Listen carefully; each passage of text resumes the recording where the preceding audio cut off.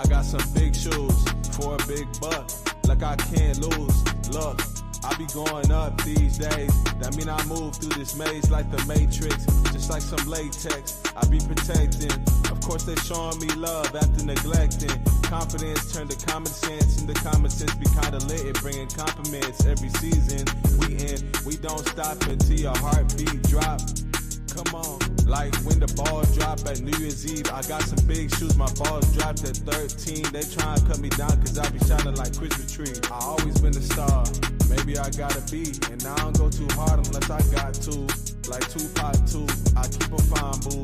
And yeah, she talk smooth, cause she my little dog, she my best friend. And I got big shoes, this ain't no size 10. The way I'm rocking it, the way I'm walking in, the way I'm walking in.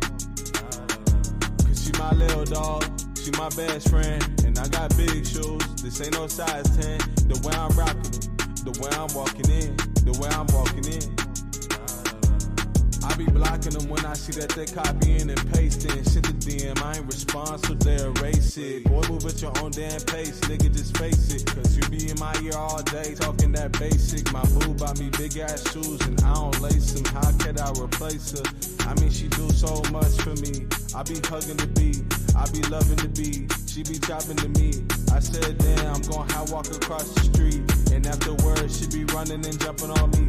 Cause she my little dog, she my best friend. And I got big shoes, this ain't no size 10. The way I'm rocking, the way I'm walking in, the way I'm walking in.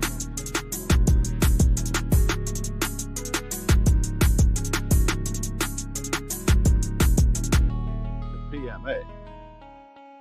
Stop the tape now and write your commitment to use this principle in your life. Then restart the tape. 17. Use cosmic habit force with PMA. Cosmic habit force pertains to the entire universe and is the law by which the equilibrium of the universe is maintained through established patterns or habits. It is the law which forces every living creature and every particle of matter to come under the dominating influence of its environment, including the physical habits and thought habits of humankind. Cosmic habit forces are the powers which you apply with PMA when you use the universal laws or principles. Cosmic habit forces are employed when you use your mind powers, whether they pertain to your conscious or subconscious mind. That is how you think and grow richer, or achieve anything in life you desire, in principle, that doesn't violate the laws of God or the rights of your fellow man. All of us are ruled by habits. These are fastened upon us by repeated thoughts and experiences. You have complete right of control over your thoughts. We create patterns of thought by repeating certain ideas or behavior until the law of cosmic habit force takes over those patterns and makes them more or less permanent, unless or until you consciously rearrange them. Habits. You have them, some good, perhaps others bad. Many you are aware of, but some that are undesirable you are blinded to. Each begins in your mind consciously or subconsciously, and each can be developed and neutralized or changed at will through the proper use of your mind. You have this power. You are ruled by your habits. It takes a habit to replace a habit. Develop positive habits that will be in harmony with the achievement of your definite purpose or goal. Sow an act, and you reap a habit. Sow a habit, and you reap a character. Sow a character, and you reap a destiny.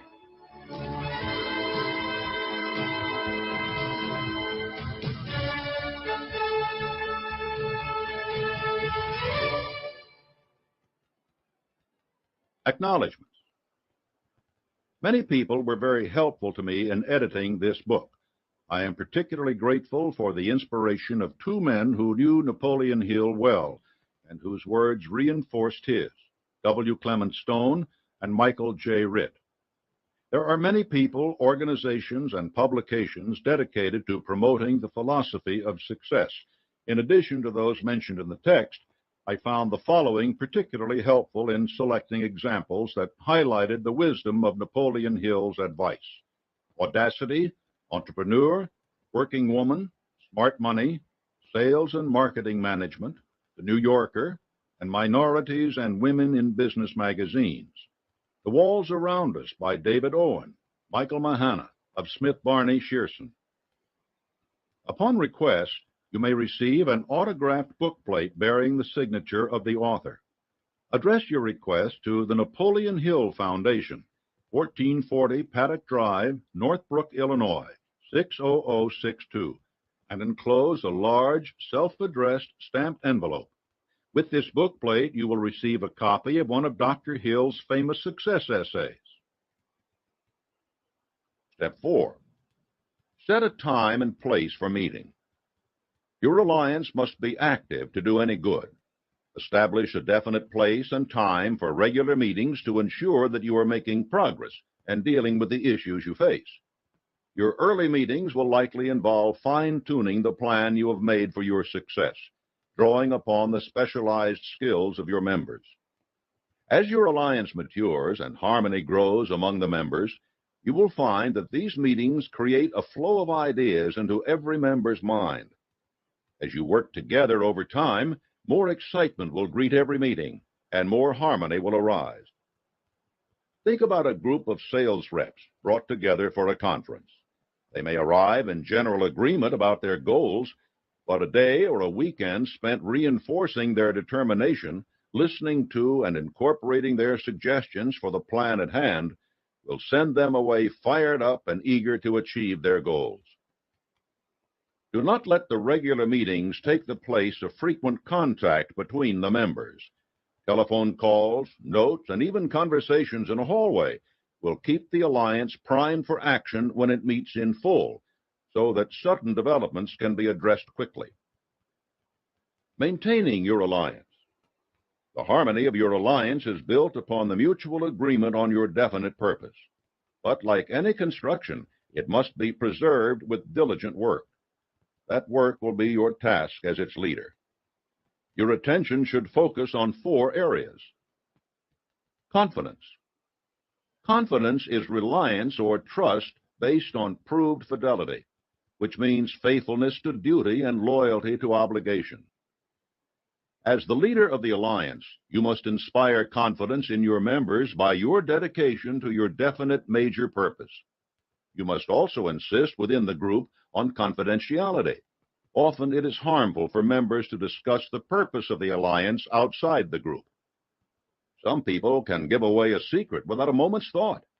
You don't need them in your mastermind alliance. Understanding.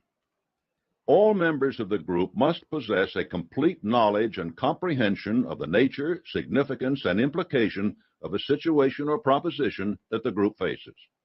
You may employ specialists to heighten your understanding of various fields, but every person involved must be able to deal with the core issues of every decision. And before a decision is made, each member of your group must be convinced that it is a good decision, one which he or she can support wholeheartedly. Fairness and justice. When you form your mastermind alliance, each member must agree at the outset on the contribution each will make toward your enterprise. Everyone should also be agreed on the division of benefits and profits. Everyone must deal with everyone else on completely ethical terms. No member of the alliance should seek unfair advantage at the expense of others. Otherwise, dissension will arise and completely destroy the association. Courage. Your alliance must meet danger and difficulties with firmness, resolution, and valor. The courage to do so comes from self-confidence and a well-developed success consciousness. The courage of 2 separate individuals is nothing compared with that of a united team, just as the power of a single battery is less than that of a group of batteries. This is another excellent example of the power a mastermind alliance derives from its harmony. The more the minds that are linked together, the greater the power harnessed, and the more the resistance that can be overcome. Form a mastermind alliance with yourself. A woman came to see me once and began to tell me all her difficulties. Her sight was almost gone, and she had given up on doctors who she said were quacks. She had lost most of her money investing in movies. Her husband was a philanderer. Her mother had died after a long and awful illness, and her relatives were a plague. Her bitter catalogue of woes went on, and if I hadn't felt sorry for her, I wouldn't have listened to them. She was so full of self-pity. Apparently, not one good or constructive thing had passed her way in 20 years. "Mr. Hill," she asked me, "why do all these things happen to me?" I did not want to be harsh with her, but somehow I had to get her to face facts. I said, "Frankly, with your negative attitude, it's a wonder that you were able to do anything at all. I'm not a bit surprised that your family bothers you or that your husband runs around. I'm amazed he hasn't left home." "What can I do to stop him?" "You can't do anything for him now," I told her, "but you can do something for yourself. You've been thinking about your losses to the exclusion of everything else. The more you concentrate on them, the more you attract other losses. Stop thinking about them. Make up your mind that you are going to benefit by your experience, and then adopt a definite plan for regaining your sight. Dwell upon the idea that your eyes will get better. Decide that you will seek medical help, and believe that it will work. If you can change your attitude toward yourself, your husband will see something to excite his interest in you again. Your relatives will stop seeing you as a doormat. I can't tell you any more than that now. When you manage to put yourself into a more positive frame of mind, come see me again. Before I do anything for you, you must do something for yourself." I tell this story because I want to say the same thing to you. Whatever personal obstacles you face, you must start getting to know that side of your personality that knows no obstacles, that recognizes no defeats. Cultivate a friendship with the other you so that no matter what you are doing, you are allied with someone who shares your goals. All the philosophy and advice in this book about persuading and motivating others will be much more useful to you if you practice it on yourself. If you have convinced yourself that you need and deserve a $10,000 loan, you won't just walk into a bank and ask for it. You will cultivate the friendship and appreciation of the loan officer. You will present her with a list of the possibilities for the project you have in mind. You will outline your solid plans for repayment, and then you will do it with infectious confidence. You will succeed. You will begin to take charge of the efforts of others only when you take complete charge of the power of your own mind. Cultivate mastermind alliances wherever you can. Once you recognize the benefits of mastermind alliances, you will understand that they can serve you in many areas. You can and must make progress on many fronts to achieve personal success. In your marriage, a mastermind alliance with the person you love most deeply is of untold importance.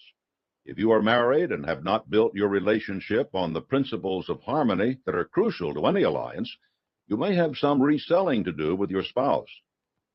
Set aside some time every day to talk about what you want to achieve and how you are going about it. Rely on your definiteness of purpose to build your persuasive abilities, to convince your partner of the benefits of the work you are doing. It is very unlikely that your plan will not affect your husband or wife in some significant way, and you absolutely must not drag your partner unwillingly into an adventure. If you have embarked on your mission and the time comes that you are thinking of marriage, you must be very frank with your intended life partner about what you are doing and how you will do it. Build your mastermind alliance into your marriage from the start, and it will steady and support you through the darkest moments. Indeed, your whole family should be incorporated into a mastermind alliance. Your children, your parents, your siblings, anyone on whom you rely or who relies on you. Lack of harmony at home can easily spill over elsewhere. A united family is a great team. In your education, no one's education is ever complete. You may rely on the specialized knowledge of others, but you should also learn from every possible source. In this case, your mastermind alliance is with the entire sum of human knowledge.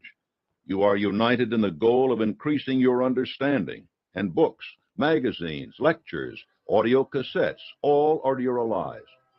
Make it a habit to read daily, not just newspapers, which merely keep you current, but materials which expand your mind. They will put you ahead. The key to a mastermind alliance is the harmony of its members. You have to work constantly to strengthen the harmony of your many alliances. A crucial aspect of this effort is your ability to inspire harmony, which hinges strongly on the next principle we will explore: developing an attractive personality.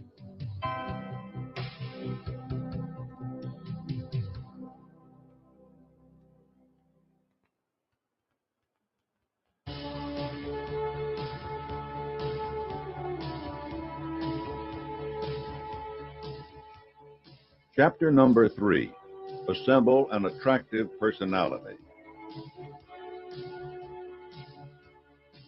The third step in achieving lasting success is to develop an attractive personality. A pleasant personality is a well-rounded one.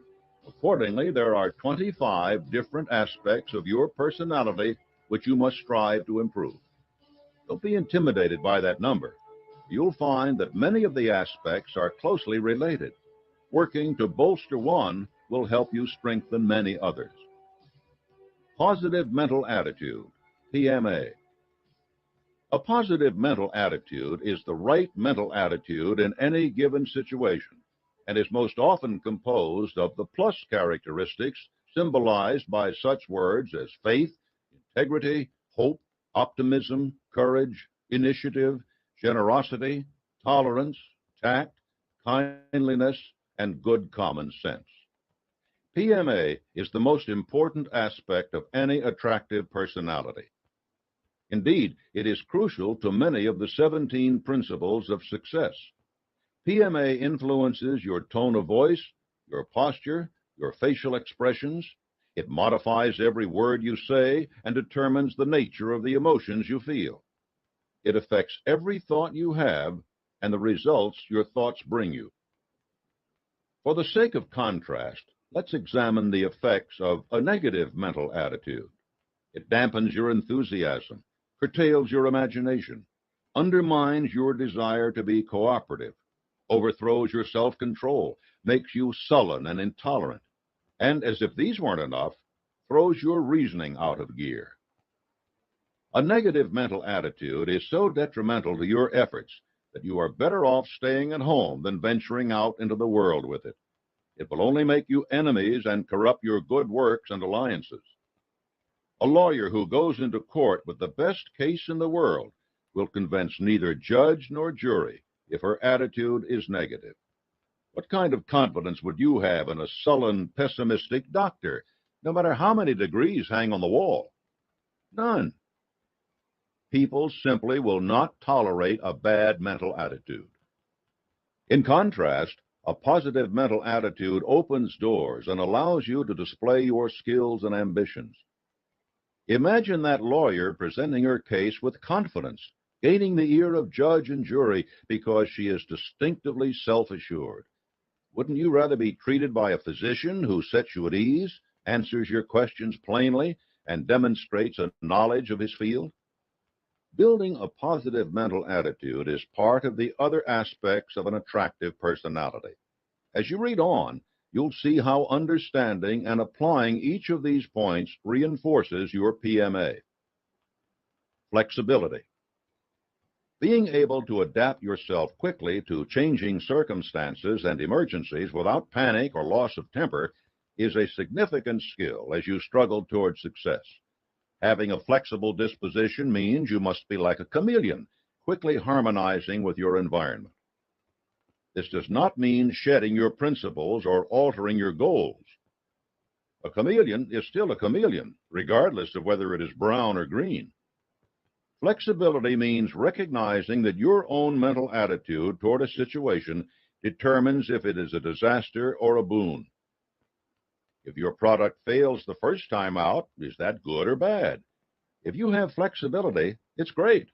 You have the opportunity to recognize flaws, to improve your product or its marketing early in the game. And because you have PMA as well, you are in an even better position to seize that opportunity. Flexibility also means that in every negotiation, you understand that the other party's needs and demands are ways in which you can better render the service you are offering in exchange. If someone needs your product a week before you have planned to deliver, you can recognize that he or she will not be the only client to make such a demand. Here, then, is your opportunity to discover how you can produce faster and better. Sincerity of purpose. There is no substitute for real commitment to your definite major purpose. Sincerity of purpose, or its lack, writes itself so indelibly into your words and deeds that anyone can recognize it. Insincerity is evident in your expressions, in your trend of conversation, in everything you do. No amount of acting skill can disguise it. The yes man is a universal object of derision precisely because everyone recognizes his insincerity. But if you are possessed of real sincerity of purpose, it will be just as visible. Andrew Carnegie told me once how he called a new employee into his office to issue a directive. The man listened and looked him squarely in the eyes, and with a good-natured smile said, "All right, Chief, you're the boss, but I'm going to tell you that your request is going to cost you money because you haven't investigated this matter as closely as I have." Something about his assured manner, with no hint of insubordination, convinced Carnegie to delay his decision and investigate further. He discovered that he had been wrong, and his new employee was right. That man was Charles M. Schwab, who eventually brokered the deal between Carnegie and J.P. Morgan that founded U.S. Steel. Schwab then went on to start up the mammoth Bethlehem Steel. He began his rise to prominence on the simple basis of his sincerity of purpose in everything he did. Be sincere, first of all, with yourself, and you will steadily grow in self-reliance. If you have sincerity of purpose, it will strengthen every one of the other aspects of your pleasing personality. What better compass could you have at a moment you must demonstrate flexibility than a true and lasting dedication to your definite major purpose? Promptness of decision. Dilly-dallying does not inspire popularity. In this fast-moving world, those who do not move quickly cannot keep up with the parade. Successful people reach decisions definitely and quickly, and they become annoyed and are inconvenienced by others who do not. Prompt decision-making is a habit, and it is supported by your positive mental attitude, which gives you confidence. It is also closely tied to your sincerity of purpose. The more you are convinced of the value of your definite major purpose, the quicker you will be to discard distracting options and to select those which move you toward your goal. If your choice is between quick profit and a long-term relationship with a client, your sincerity of purpose allows you to make your decision quickly. Opportunity is everywhere, but it is fleet of foot. Even if you have the vision to recognize it, without a fast decision on your part, it will be gone. Courtesy. The cheapest and most profitable quality in the world is courtesy. It is absolutely free, save for the moments it takes to express it. Unfortunately, today it is also scarce, thus all the more valued when displayed. Courtesy is nothing more than the habit of respecting other people's feelings under all circumstances, the habit of going out of one's way to help the less fortunate, the habit of controlling selfishness in all forms. Do not mistake high-flown manners for courtesy. Using the correct fork at dinner will do nothing to appease the company president whom you insult by dominating the conversation. Courtesy demonstrates the self-awareness born of your positive mental attitude and projects the worthiness of your goals and proposals. Tact. There is a right moment and a wrong moment for everything. Tact is the habit of doing and saying the right thing at the right moment. Tact is so closely related to courtesy that you cannot practice one without the other. It is an invaluable skill, just as noticeable for its absence as for its presence. Here is a list of the most common ways people show their lack of tact. 1. Carelessness in their tone of voice, often speaking in gruff, antagonistic tones. 2. Speaking out of turn, when silence would be more appropriate. 3. interrupting others who are speaking. 4. Overworking the personal pronoun so that every sentence features the word I. 5. Asking impertinent questions, often to impress others with their own importance. 6. Injecting intimately personal subjects into the conversations when such subjects are embarrassing to others. 7. Going where they have not been invited. 8. Boastfulness. 9. Flouting social norms in matters of attire. 10. Making calls at inconvenient hours. 11. Holding people on the telephone with needless conversations.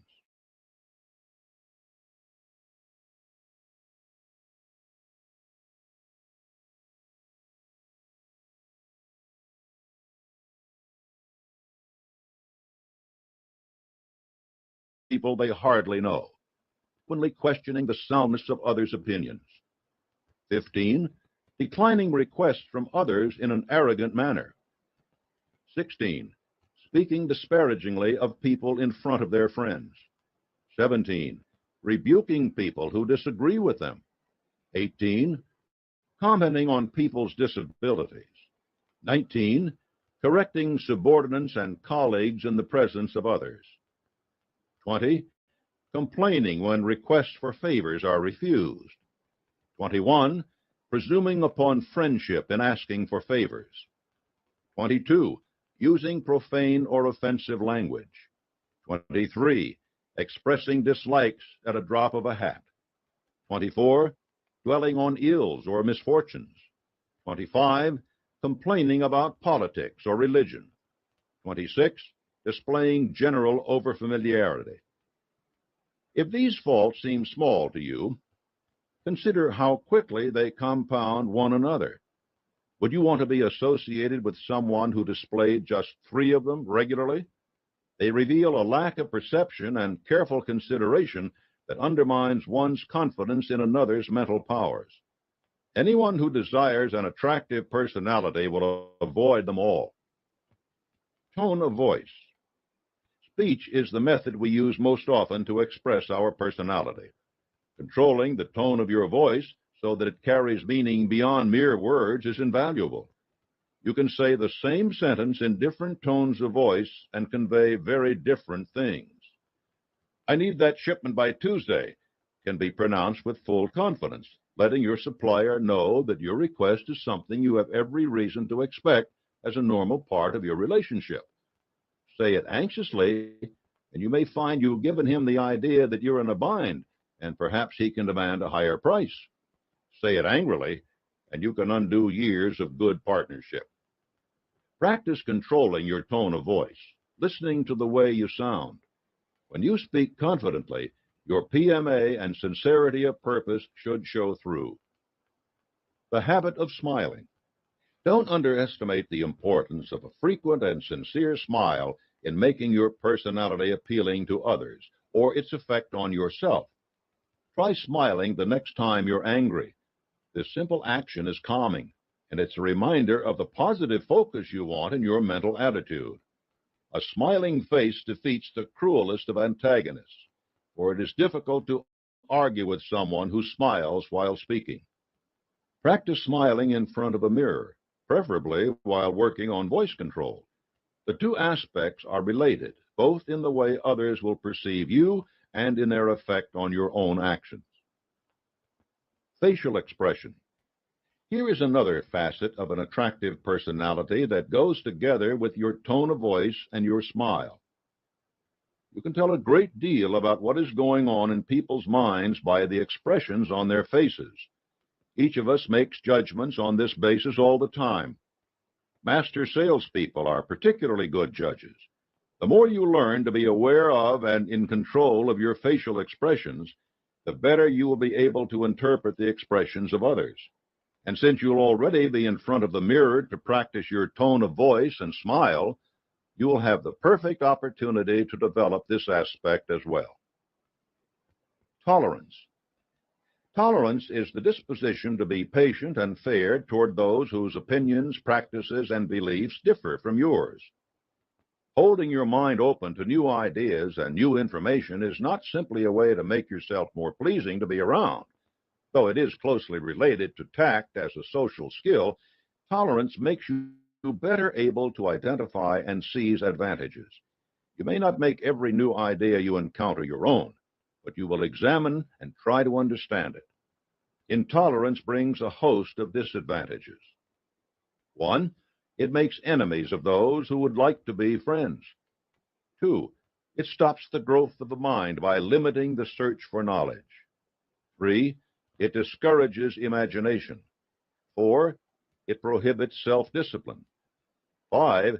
It prevents accuracy in thinking and reasoning. The more intolerant you are, the more you close yourself off to the diversity of the world and to the power of the spiritual side of the mind, which can flourish only when it is ready to accept new ideas. Frankness of manner and speech. Everyone resents people who use subterfuge instead of dealing frankly with associates. People who are so slippery that they cannot be pinned down to direct, clear-cut statements cannot be depended upon. The problem with these people is not that they lie outright, but that they do what amounts to the same thing. They deliberately withhold facts from those who have a right to know them. This is base dishonesty, which undermines the soundest characters. Truly sound characters have the courage to speak and deal directly with people, and they follow this habit consistently, even though it may at times be to their disadvantage. If you read about some of the earlier aspects and assume that they could be used to engage in deceitful schemes, you are vastly mistaken. Without true frankness, none of your other skills will be successful. If you have to resort to trickery, what kind of confidence do you have in your definite major purpose, and what kind of attitude are you approaching it with? A keen sense of humor. A well-developed sense of humor aids you in becoming flexible and adaptable to the varying circumstances of life. It allows you to relax and remain human in the midst of pressure, instead of becoming cool and distant or angry and bitter. It keeps you from taking life too seriously. People who cannot laugh when laughter is exactly what is called for are denying themselves a wonderful mental tonic. If you discover some flaw in your product or plan, recognizing the comedy of the situation allows you to back up and start again. Otherwise, you will be trapped in your frustrations. And a sense of humor makes the simple act of smiling so much easier and does wonders for your PMA. Faith in infinite intelligence. Faith is woven into every principle of the philosophy of achievement. Faith is the essence of every great achievement, no matter what its nature or purpose. Neglecting your faith while carrying out your definite major purpose would be like trying to study astronomy without referring to the stars. Faith is so important that it is actually one of the other 17 principles of success, and will be covered in more detail in the following chapter. Faith in infinite intelligence inspires faith in other human beings as well. Confidence begets confidence. Those who have faith in infinite intelligence, faith in themselves, and faith in others inspire others to have faith in them. The greatest outlet for the expression of initiative, imagination, enthusiasm, self-reliance, and definiteness of purpose is faith.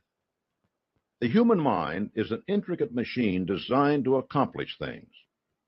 The power that operates this machine comes from outside the mind, and faith is the master gate through which we gain full and free access to that tremendous power.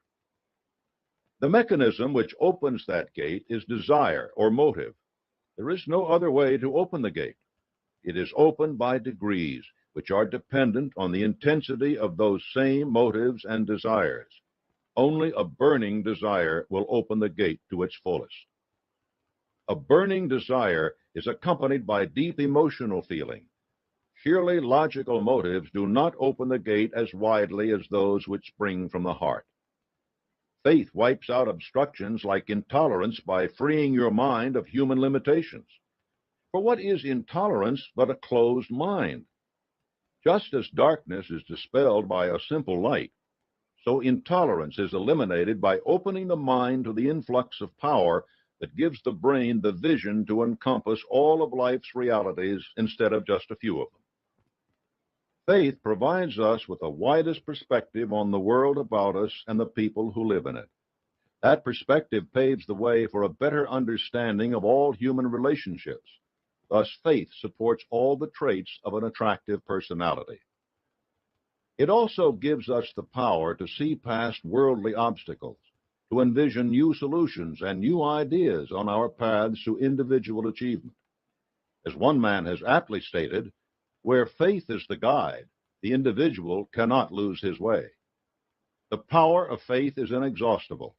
It is the ultimate renewable resource, a reflection of the Creator's desire that we use it in every way possible. Faith's power is easily attained by any person. No fee must be paid. It is simply appropriated through the desire for its use. The only things over which you have complete control are your thoughts. The only real privacy you have is in your mind. It is there that you can make full and complete use of the power of faith to remove limitations from your mind. A keen sense of justice. Unless you deal justly with others, you cannot hope either to cultivate an attractive personality or to succeed in your definite major purpose. The essential component of a keen sense of justice is a dedication to intentional honesty. Many people are honest for the sake of expediency, but this kind of honesty is so flexible that it can be contorted to serve in any situation which furthers their interests. By cultivating frankness of speech, you are already taking an important step in practicing intentional honesty. You must adhere to that honesty so closely that you practice it under any circumstance, whether or not it promises you any immediate gain. Even if a keen sense of justice prevents you from seizing every opportunity, it carries with it a host of practical benefits. 1. It establishes the basis of confidence without which you cannot have an attractive personality. 2. It builds a fundamentally sincere and sound character, which by itself is a powerfully attractive trait. 3. It not only attracts people, but offers opportunities for real and lasting personal gain. 4.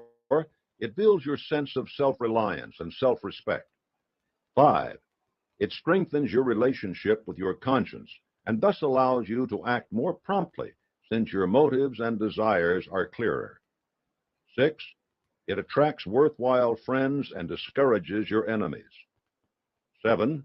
It opens your mind to faith. 8. It protects you from destructive controversies. Consider how often people of prominence are laid low by revelations of impropriety. 9. It inspires you to move toward your definite major purpose with greater personal initiative. A keen sense of justice is not merely a tool for gaining material rewards. It enhances every human relationship.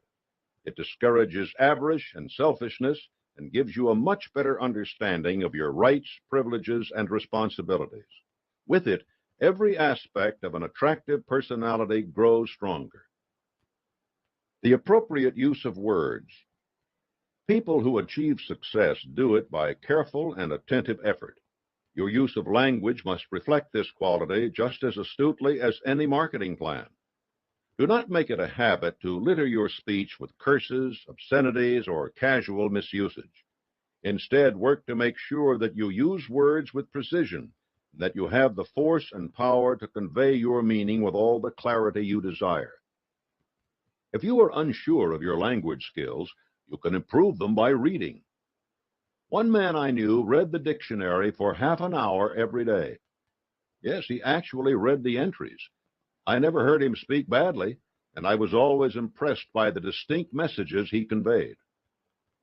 If this approach strikes you as too academic, consider the wide variety of self-improvement books and tapes which offer programs for vocabulary expansion. You cannot lose by increasing your mastery of language. Doing this will also rid your speech of cliches and other overused words which make your conversation leaden and induce sleep, not excitement, when you talk. This skill is so important because people make many assumptions about you based on the way you speak and write. If your conversations and letters are direct, clear, and easily comprehended, all the other aspects of your attractive personality will be revealed much sooner and in much better light. And without the deft use of language, the harmony of a mastermind group will be disrupted by confusion over goals and the means for obtaining them. Effective speech. There is more to effective speech than the vital aspect of appropriate word choice. Combining frankness, word choice, and other aspects of a pleasing personality will make you a powerful communicator, able to speak with conviction and persuasion, whether you are addressing a convention, a round table, or one person. Dramatic, inspiring speech has had incredible influence on the course of civilization. The destiny of nations has been changed and defined by the power of those who know how to speak effectively. Those people have earned a permanent place in history. Your ambition may not be so grand, though why shouldn't it? To master dramatic technique, you must learn to speak forcefully in ordinary conversation. If you practice putting the necessary feeling behind every word you utter in every conversation you have, you will be much more effective in formal presentations. No amount of dramatic technique, however, will bring an audience back from the dead. There's an adage, know what you wish to say it with all the feeling you command, and then sit down.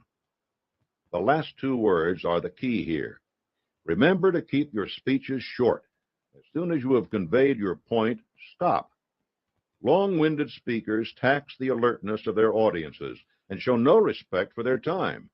They fail to persuade anyone. You will fail just as surely if you do not focus your speech in a way that is applicable to your listeners. Do not use jargon or technical phrases with people who are new to your service or product. Remember that examples and illustrations add drama to your speech and make your message hit close to home. If you are presenting a new computer system to a business that has never even used computers before, and you ramble on about LANs and Pentium chips, you will soon face a room full of sleepwalkers. Tell them instead how you can link their employees together, how quickly information can be shared, and how fast and efficiently your technology will allow them to work. You will face a room full of people eager to do business with you. As you speak, make good use of gestures. Avoid running your hands through your hair or shoving them in your pockets. Watch public speakers at every opportunity to learn how they employ their hands for emphasis, and practice this in front of a mirror, just as you practice your smile and facial expressions. The effort you have devoted to controlling your tone of voice will pay off handsomely in your public speaking. You will convey enthusiasm, confidence, and importance through your tone of voice. Enthusiasm is the core element of any speech, for it underlies your ability to bring all the above aspects of good public speaking into a harmonious whole. It is very hard for listeners not to be affected by genuine enthusiasm. It's contagious. If you have sincerity and true confidence in your definite major purpose, you will have no trouble giving demonstrable feeling to what you are saying, and that is the essence of effective speaking. Emotional control. Much of what we do is directed by our feelings. Since our feelings can lift us to great achievements or hurl us down to defeat, we owe it to ourselves to understand and control them. The first step is to identify the feelings which motivate us. There are 7 negative emotions and 7 positive. The 7 negative emotions are 1, fear, discussed in the next chapter; 2, hatred; 3, anger; 4, greed; 5, jealousy; 6, revenge; 7, superstition. The 7 positive emotions are 1, love; 2, sex; 3, hope; 4, faith; 5, sympathy; 6, optimism; 7, loyalty. These 14 emotions are the letters of the alphabet with which you will write your plan for success or failure. They can be combined meaningfully or chaotically. Each emotion is related to mental attitude, and that is why I have placed so much stress on the character of one's mental attitude. These emotions are nothing but reflections of your mental attitude, which you can organize, guide, and completely command. To do so, you must take control of your mind. You must always be alert to the emotions which are present there, and embrace or reject them on the basis of their contribution to your mental attitude. Optimism will increase your confidence and flexibility. Hatred will undermine your tolerance and keen sense of justice. If you do not take this control, you are condemning yourself to an entire life buffeted by the winds of emotional whim. If you find yourself struggling to gain this control, compile a chart on which you note every day the number of times you experience and act on an emotion. Make a note of circumstances which inspire the emotions. This will give you tremendous insight into the frequency and power of your emotions. Once you know which forces trigger your emotions, you can act to eliminate them or to seek them out and use them. Building your desire for success into a burning obsession and embarking on your definite major purpose are the cornerstones of your efforts to gain emotional control. Each strengthens the other, and progress with one will mean progress everywhere. Alertness of interest. You must be able to fix your interest on any person, place, or thing and hold it there for as long as the situation requires. If you cannot, the other aspects of your attractive personality will be useless. You can pay other people no greater compliment than to concentrate your attention on them when they want it. Listening well is an even greater accomplishment than speaking well. If your interest is focused, you will gain the greatest possible advantage from any encounter. If you fidget with something in your pocket, look at your watch, or frequently glance away, you will insult the person who is speaking with you. Not only will you miss the importance of what you are being told, but the other person will instantly recognize your uninterest and begin to withdraw from the conversation. Failure to notice the details of our own actions and of the happenings around us is an all too common weakness. Did you miss that moment of hesitation before your prospect agreed to your proposal? Recognizing it could lead you to discover some better way to offer your service. You might realize that some other service, the kind of service that your prospect would gladly renew each year on the briefest, friendliest contact, would actually be more worthwhile. Instead, you might be faced with the difficult task of continually persuading someone of the dubious value of your efforts. An alert interest in the people with whom you work is important as well. You can perceive the reasons for their success or the basis for their failures. In your mastermind group, it is vital that you be aware of any changes in the situation of any contributor that might affect his or her advice. Your memory will also be enhanced by an alert interest. If you note something clearly to begin with, it remains fixed in your mind. This is an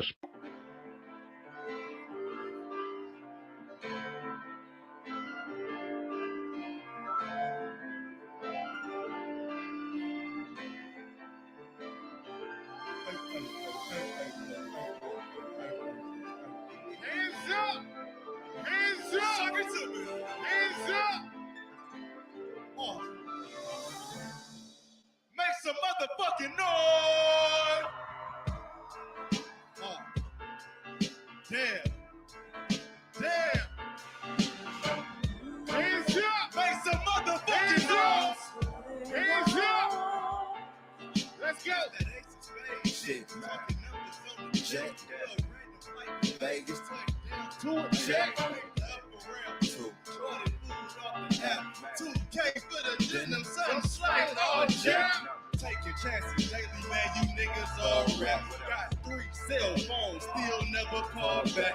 Real millionaire shit, might put her in the bed. Wipe the shit off on taxes, have a 5-star den, man. Tell it how it is, man. Living how I live, man. Rose gold piece just to compliment the drip, man. Stay up on your toes, dog. Make sure the money's straight. From the city of the fall, 89 earthquake, what's happening? What I say? From the city of the fog, 89. Earthquake, what's happening? Numbers. Good job. This that go hard, never quit. Flow so adequate. Figured I'd sell the shit. I ain't with the settling. Had to get my mind right. I cut off the petty shit. I don't feel right throwing ones, nigga. This real ism. Nigga try to block my shine, nigga. I still get. Really came from that club, nigga. I'm real different. I ain't taking no days off. I need meals. Please, no shoes in my loft. I'm not a dirty nigga. Drinking juice in the morning, calculator, What else? Niggas wonder how I did it, I came from the slum. What else? Had to put my grind in it, I ain't stop for nothing. Put my thoughts on these tracks, show hands up. Hands up. Hands up. Put my thoughts on these tracks, show them how I tell what's happening. Yes, Lord. Suck it to me. Shows no sign of recognition. If you show people that you remember them favorably, they will always be pleased to encounter you. Versatility. No matter how much you know about the field of your endeavor, unless you can display a general interest in the world at large, no one is going to find you attractive. You and your associates may thrive on speaking for hours without end about the work you are doing, but you will be as unwelcome as the dentist among other people in a candy shop. Keep yourself acquainted with the issues of the day and maintain a few pursuits other than your business. They will broaden your character and deepen your knowledge of yourself as well. If you understand yourself, you will be better able to understand others, and they will appreciate you more for it. Fondness for people. Just as a dog can sense those who do or do not like dogs, people recognize very quickly whether they are dealing with someone who likes other people. They resent those people with a natural dislike for their fellows, and they are attracted to those who possess genuine enthusiasm. Even if you think you can cloak your dislike with appealing mannerisms, others will sense your lack of human affection.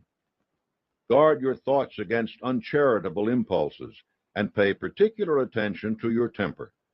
Temper is nothing but uncontrolled emotion. When your emotions are out of control, you may suddenly say and do things which will cause you and others great injury.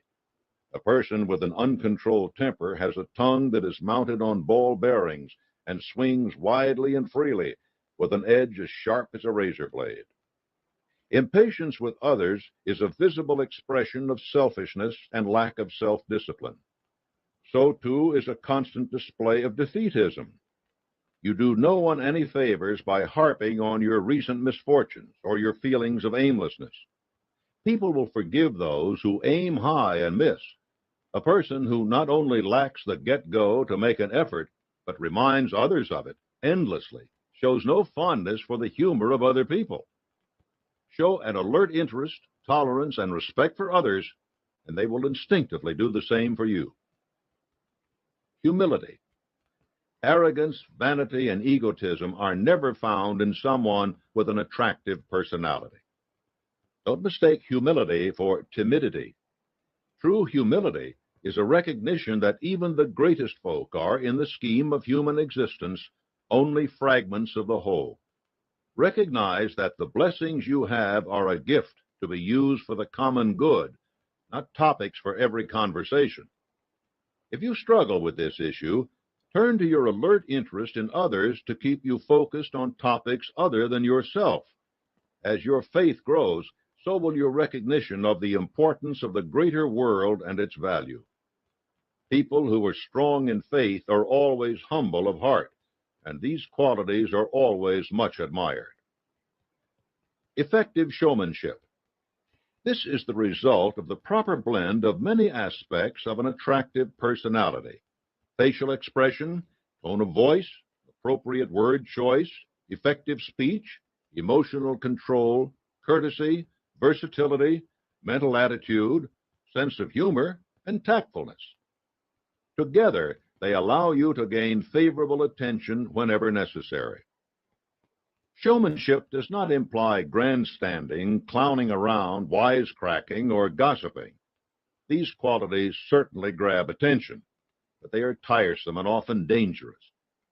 Effective positive use of the traits which combine to form good showmanship will serve you well whether you are dealing with one person or 1,000. Clean sportsmanship. Win without boasting, lose without squealing, and others will soon respect you. Athletics can make this a habit in many people, but even if you have never set foot on a playing field or a court, you can inspire others to cooperate with you if they know that at the end of the game, your presence will not be unbearable. Your outside interests are a good place to cultivate this trait. Flexibility, tact, and humility will aid you in its display. Let your manner always be friendly, no matter what the outcome, and people will be glad to have worked with you. A good handshake. This is a simple skill, really, but it is invaluable at first impression and every time a contact is renewed. Make your grasp firm and friendly, not crushing. You want to establish enthusiasm and cooperation, not competition. A limp handshake will display disdain or weakness.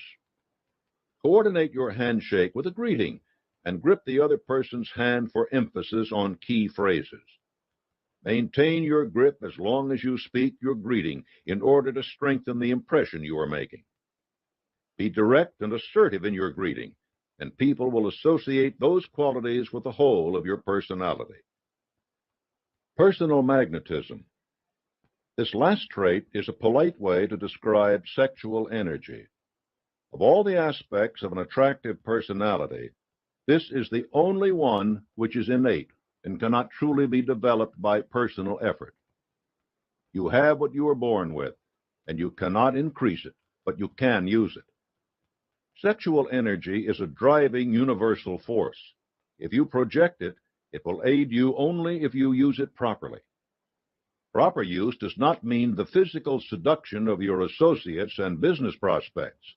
That way lies chaos, and such behavior is hardly consistent with other aspects of an attractive personality, such as honesty.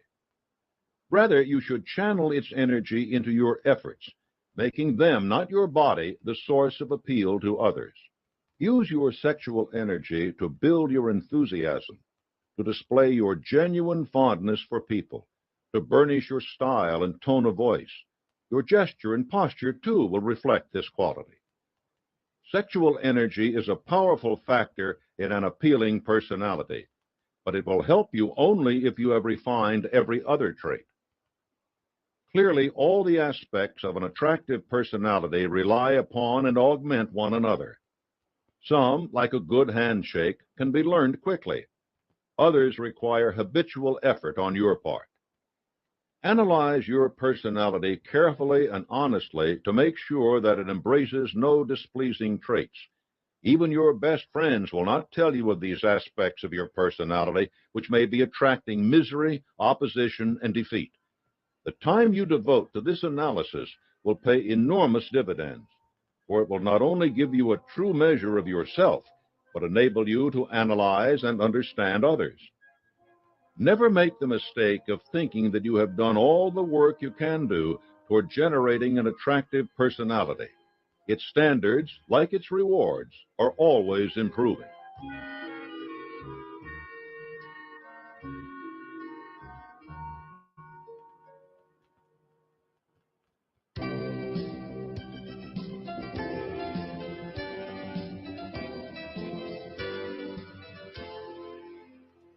Chapter 4. Use applied faith. Faith is your awareness of, belief in, and harmonizing with the universal powers. You should not simply have faith, you must use it. No doubt you have heard and read numerous definitions of faith, many of which involve religious convictions. For the purpose of this chapter, your own spiritual beliefs are not important, except that you will learn to put them and much more into daily practice. Faith is a state of mind. For it to be useful to you in achieving lasting success, it must be an active, not a passive faith. Active faith is the process of relating yourself to the vital forces of the world, which I call infinite intelligence. Understanding infinite intelligence. It is impossible to have active, applied faith without a positive, definite belief in a supreme being. There are many approaches to gaining such a belief. Observation, experimentation, feeling, prayer, meditation, and thought all are legitimate paths. You learn things by seeing their effects or by accepting the statements of people you trust. In your search for knowledge about infinite intelligence, you may search within the external universe or within yourself. The external world. Thinking people have always seen evidence of infinite intelligence in the external world. Every process of nature is orderly. The sun does not rise in the east today and the west tomorrow. Natural law endures and obtains everywhere. Such order, such continuing adherence to law, clearly implies intelligent planning and definiteness of purpose, ample evidence of infinite intelligence. As Tennyson wrote, the sun, the moon, the stars, the seas, the hills, and the plains, are not these, O soul, the vision of him who reigns? Look at the wristwatch on your arm. You know that your watch did not come into existence without the aid of organized intelligence. And you know that in this case, the particular intelligence was a human one. You know equally well that this human intelligence did not originate in that single mind, but that it was merely an instrument expressing the force of the natural order of the universe. You could take that watch apart, put the pieces in a hat, and shake them about. Never in a million years would they, or could they, reassemble themselves into the smoothly functioning machine called a watch. That process requires deliberate, organized intelligence with a definite plan.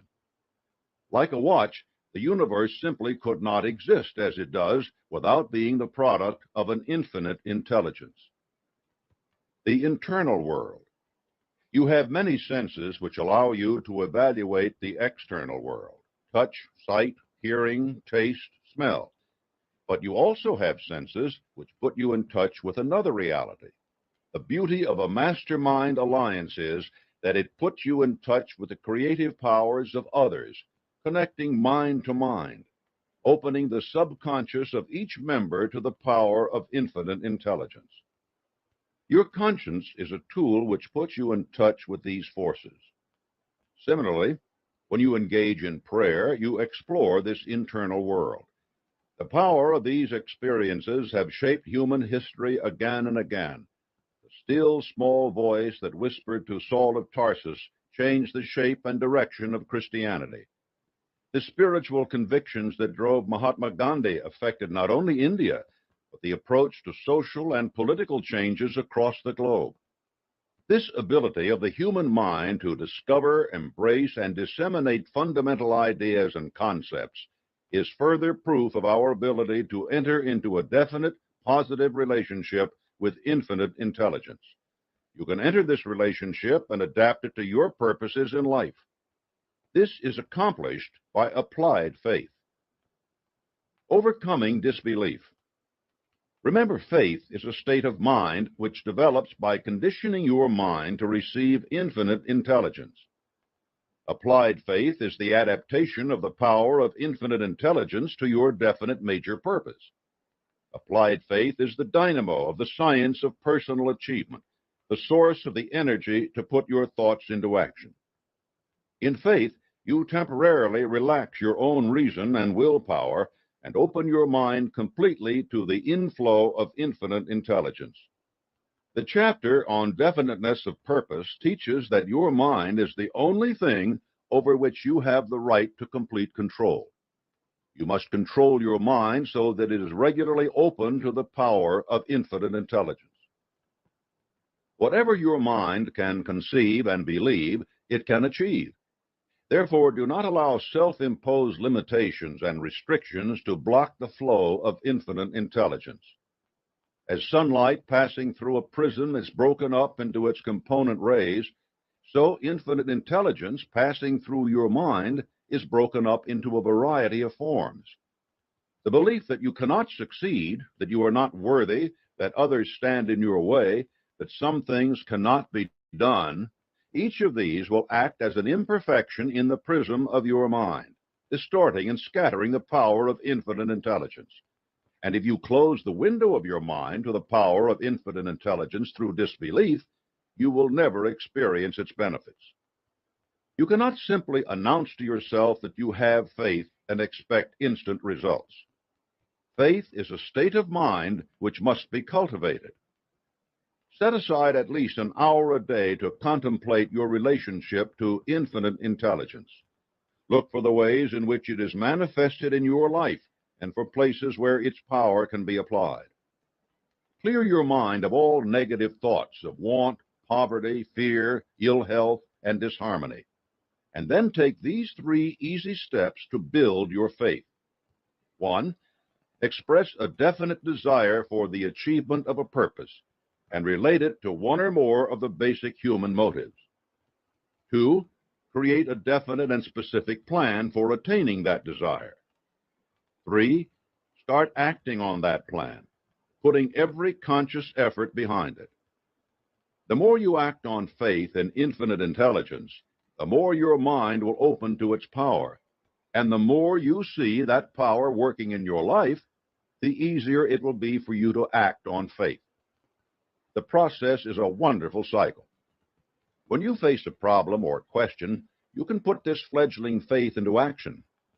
Your subconscious has already been conditioned by your acting on faith to believe that you will succeed. Relax your reason so that it does not interfere with listening to the ideas, hunches, and intuitions that your subconscious conceives on the basis of this faith in your success. Look among these suggestions from your subconscious for the solution to your problem. You will recognize this solution by the soundness of the plan that occurs to you and by the feeling of enthusiasm which accompanies its recognition. As soon as you do recognize the plan, act on it at once. Do not hesitate, argue, challenge, worry, or fret about it. Act on it. If your plan does not work out exactly as you had expected, repeat this procedure. It takes time to build faith, to open your mind to its application. But remember, you cannot expect infinite intelligence to do your work. That's what applied faith means. If the plan you conceive through faith requires the cooperation of other people, you must work to gain it. It will not just happen. If your plan requires capital, it will not appear on your doorstep in a grocery bag. You must seek it out with the best of your abilities. You must put your faith into action. A final word. If you make your prayers an expression of gratitude and thanksgiving for the blessings you already have, instead of requests for things you do not have, you will obtain results much faster. Overcoming fear. An important part of opening your mind to faith is ridding your mind of the fears which limit your belief. There are 7 basic fears. Nearly everyone suffers from at least one. Some of us must conquer them all. Here are the 7 fears, how you can recognize their presence in your life, and how you can banish them. The first fear, poverty. This is the most destructive of the 7 basic fears, and the hardest to master, because it brings so much suffering and misery. Much of the fear of poverty comes from our bitter experiences in dealing with others who have proved untrustworthy and willing to exploit us for their own benefit. If you resent poverty and are determined to be rid of it, analyze yourself fully for signs of this fear. Then fasten your mind on substitutes for the negative habits which this fear inspires. Lack of ambition. Do you accept whatever life hands out without challenging it? Are you mentally and physically lazy? Then adopt a positive, driving ambition to vanquish the symptom of the fear of poverty. Failure to make your own decisions. Do others determine everything that happens in your life? Do not surrender the most precious gift of your Creator. Make your own decisions and become self-determining. Making excuses for your failures. Do you offer alibis for your lack of achievements? Do you envy and criticize the success of others? Accept that only you are responsible for what happens to you. A negative mental attitude. This is the greatest limitation the fear of poverty imposes, and it can encompass all the others. Discard pessimism. Expect that things will go your way and act accordingly. Do not put things off, avoid responsibility, or live beyond your means. Instead, work to make your life better, and it will be. Developing definiteness of purpose is the first step toward replacing a negative mental attitude with a positive one. Find out what you want and look for it all the time. Demand much. Set a high goal. Believe that you will attain it with the aid of infinite intelligence, and you will leave the fear of poverty far behind. The second fear, criticism. Fear of criticism can affect you in ways both trivial and serious. It can lead you to buy the latest fashions, the fanciest cars, the most sophisticated stereo audio systems, because you fear being left behind the times, out of step with what everyone is doing. More insidiously, it can prevent you from presenting and acting on ideas that are revolutionary, ideas that would give you independence. It robs you of your individuality and your faith in yourself. Following are the most obvious symptoms of a fear of criticism and the steps you can take to eliminate them. Keeping up with the Joneses. Trying to maintain the front of being the most current, most affluent person on the block can cripple you, both financially and emotionally. Buy what you need and put your fiscal and mental resources to work elsewhere. Bragging about your achievements. You do this to cover up feelings of inferiority. You imitate success rather than attain it. It's fine if your definite major purpose includes community recognition, but if you gain a false recognition, you will be constantly haunted by the prospect of exposure as a fraud. Take pride in what you have actually accomplished, and remember that there will soon come a time when your real achievements will stand for themselves. Being easily embarrassed. This causes you to be unable to make firm decisions, to fear meeting people, and to lack self-confidence. Determine that whatever you do in pursuit of an honorable, definite purpose is worthy. Remember how the neighbors laughed at Walter P. Chrysler and how short and hollow that laughter was. Fear of criticism is a common fear. If you let it, it will sap your initiative and imagination. But for every step you take away from it, it will take 2 steps away from you. Once you begin your journey, it will grow easier by the day. The third fear, ill health. This fear is closely related to a later one, the fear of death, but it is much more dependent on habits for its growth. You may very well have acquired it simply by growing up around others who shared it. It too can prevent you from taking risks, and its simple presence can actually bring about the very situation you so fear. Remember that whatever your mind can conceive and believe, it can achieve. This works just as effectively in creating illness as in maintaining health. Norman Cousins effectively demonstrated the power of laughter in healing the sick, himself included. You want the power of your mind focused on maintaining your health, but certain habits demonstrate your enslavement to the fear of ill health. You must break them. The drugstore habit. Do you run to the pharmacist every time some new cure-all is advertised? Have you consumed mountains of garlic, ginseng, and oat bran? Taking care of yourself is important, but looking to pills diverts your attention from recognizing that your own mental attitude toward your health is the most important factor in your good health. The habit of self-pity. Do the slightest pains and discomforts keep you in bed? Is some condition your excuse for not acting? Dwell on that condition, surrender to it, and you are finished. It is an obstacle to be overcome, and it may take effort to overcome it. But every skill you develop in overcoming your condition will serve you throughout your plan for achieving success. The habit of substance abuse. It may be drink, it may be drugs, but it's there only to cover up your fear of some mental or physical pain. You must seek out the source of that pain and address it. This process will take time, but every step of progress you make on that path will not only bring progress in overcoming your other fears, but also free your time, money, and energy for achieving success. Overcoming your fear of ill health can bring you wonderfully concrete results in so many ways. You, your family, your friends, and your ambitions will all be better off. The fourth fear, loss of love. I knew a man once who lost everything he had, money, social position, the love of his family, when it was discovered that for years he had been cheating his business partners and evading taxes. His only explanation was that he had lavished all his ill-gotten gains upon his wife, out of fear that otherwise he would have been unable to hold on to her affections. The bitterest irony was that since he had so long focused all his efforts on the single aim of satisfying her every want, his wife had come to see him only in that light. As soon as he was no longer able to provide for her, she left him. Once she had truly loved him, but out of fear he had cultivated only one aspect of the relationship, and her affections naturally withered.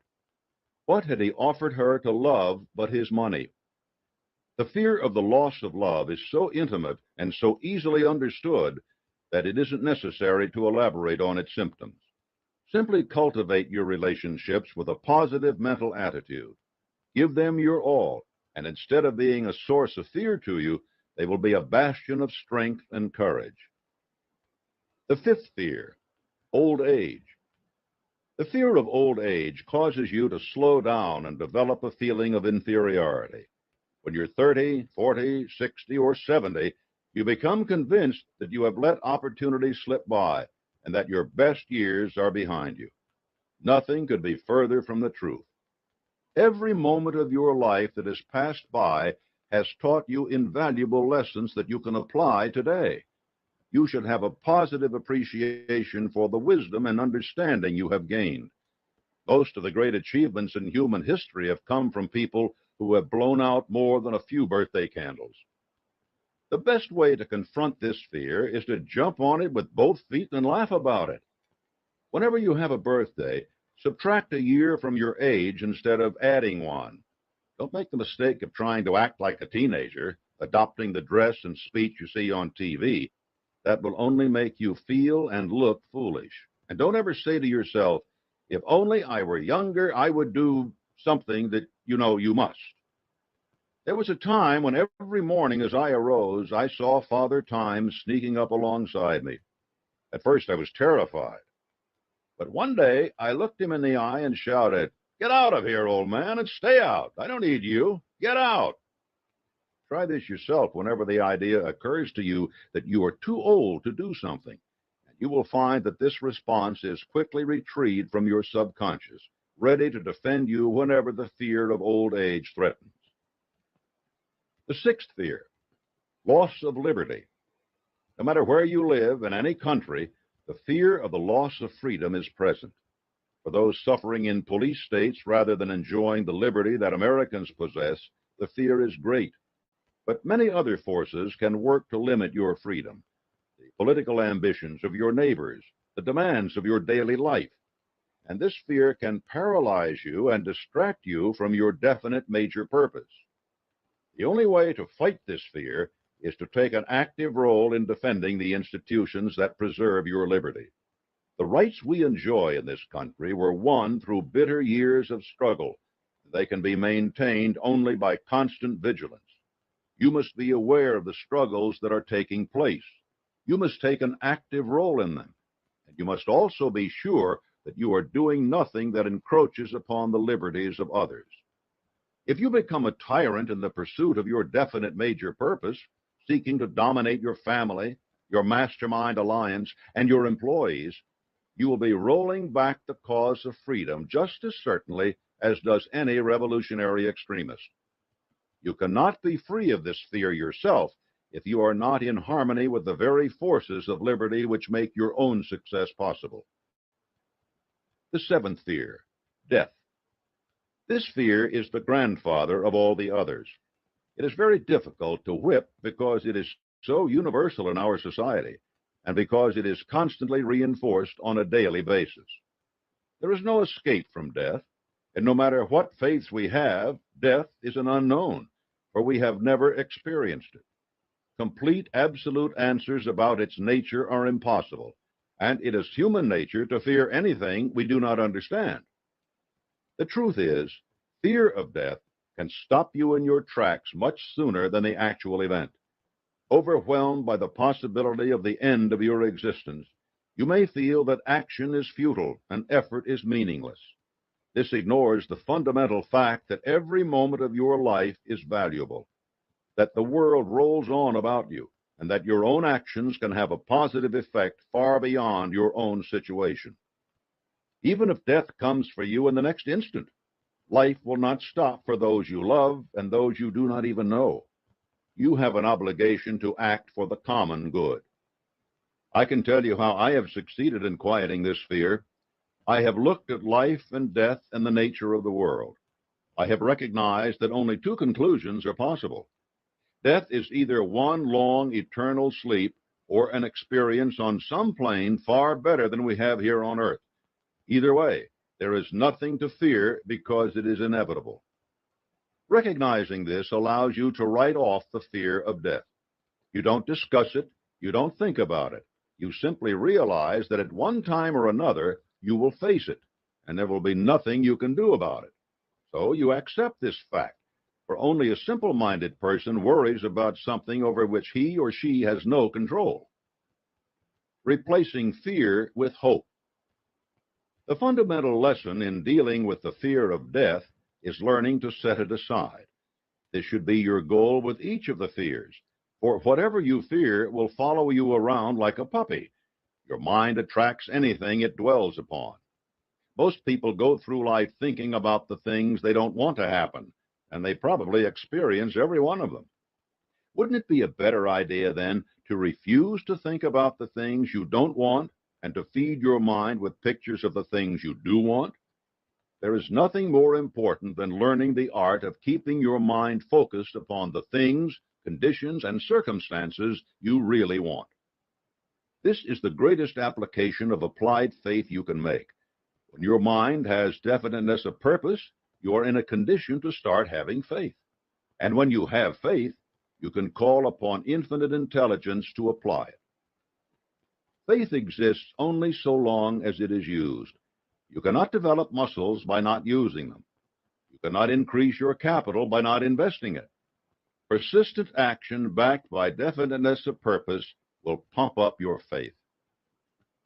Demonstrating the power of your faith. The key to putting your faith into action is to have a positive mental attitude. Here are steps to build your faith and your PMA. Step 1. Adopt a definite major purpose and begin to attain it. Follow the instructions in the first chapter. Know what you want and get busy creating it. Be sure that the object of your desire is something worthy, something you can obtain. Never sell yourself short, but do not set a task for yourself which is utterly ridiculous. Step 2. Affirm the subject of your desire through prayer, morning and night. Inspire your imagination to see yourself already in possession of it. When you attain one goal, set a new one. Do not let complacency set in. Bill Gates founded Microsoft, the software company that supplies the operating systems for more than 70% of the computers in the world. By the time he was 35, his company was bigger than McDonald's, Disney, and CBS. Did he stop there? No. He continued to dream of new roles for himself and his corporation. By the time he was 37, he had embarked on a new path to provide systems to link every machine in an office, telephone, fax machines, computers, all working together seamlessly. And he managed to bind such giants as AT&T and IBM to his vision, enlisting them in a consortium to develop and deliver that magnificent system. You will achieve precisely the success you can envision for yourself. Cultivate that vision every day, in every way you can. Step 3. Associate as many as possible of the 10 basic human motives mentioned on page 18 with your definite major purpose. Give yourself a compelling motive for doing what you want to do. Then renew that motive by bringing it up in your mind as often as possible on a daily basis. If your motives include a fine home, a nice car, and a good wardrobe, visualize those things around you. Go through the motions of driving that car or wandering about that house. Do not hesitate to use your imagination to fuel your burning desire. Step 4. Write out a list of all the advantages of your definite major purpose and call them into your mind as often as you can. This will make you success conscious by the power of self-suggestion. It will steady your resolve when things do not appear to be going well. If you're caught in an impossible job, you can keep yourself smiling by thinking of what you'll be doing once you're free. Step 5. Associate with people who are in sympathy with you and your major purpose. Get their encouragement. They can be colleagues, friends, or family. One realtor I know occasionally comes home discouraged, but she has an agreement with her husband that covers this circumstance. The instant she lets go a defeatist sigh, he pulls out her certificate from the $1 Million Club and a list of previous sales she's made. Whose name do you see here? Who sold all those houses? Who sold that place down by the lake that had been on the market for 2 years? Who saw what a dream house it could be? Isn't this latest offering just as good? That's all it takes, and she's out the door or on the phone again. And her husband, don't think that he isn't inspired by his wife's determination. His own work isn't better after he's seen what a little encouragement can do. We all need people to give us a boost. We all benefit from doing the same for others. Step 6. Don't let a day pass without making at least one definite move toward attaining your major purpose. Keep up that persistent action. That realtor may not sell a house every day, but you can be sure that she's showing it, that she's talking it up, that she's reviewing her list of clients, that she's walking through it by herself, imagining what a wonderful home it will make for a family. Each of these steps may not be the actual sale, but they're as much a part of it as the actual closing. Step 7. Choose a pace setter. Pick someone prosperous, self-reliant, and successful, and make up your mind not only to catch up with that person, but to pass him or her by. Don't tell anyone this is your goal. The point is not to win a public contest, but to get where you want to go. Step 8. Surround yourself with books, pictures, mottos, and other suggestive devices. Pick things that symbolize and reinforce achievement and self-reliance. Work constantly to add to your collection, to move things to new places where you can see them in a different light and in association with different things.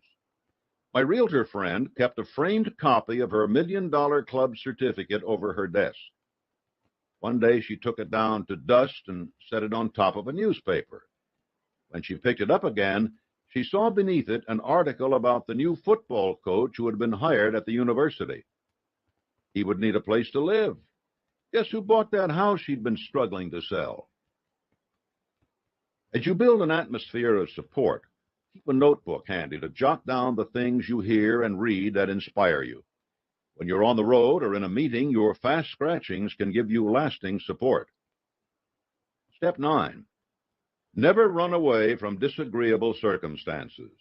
Fight them with all your resources right where you stand and without a moment's delay. This doesn't mean taking a swing at the fellow who tells you no. It does mean not accepting that refusal and bringing every faculty you have to bear on changing that person's mind. Or you may have to take a hard look at yourself, find the error you made, and resolve then and there to correct it.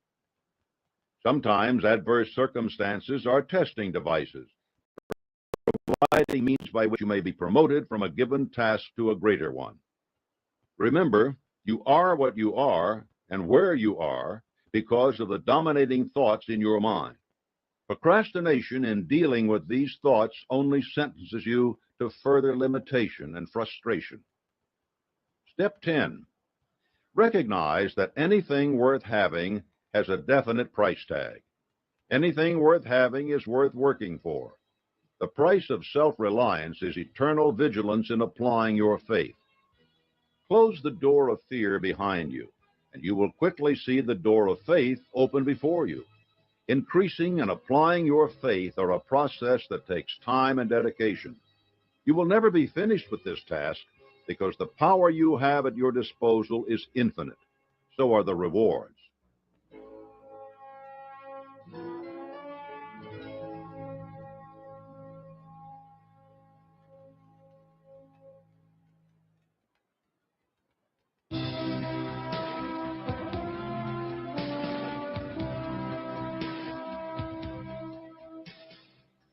Chapter 5. Go the extra mile.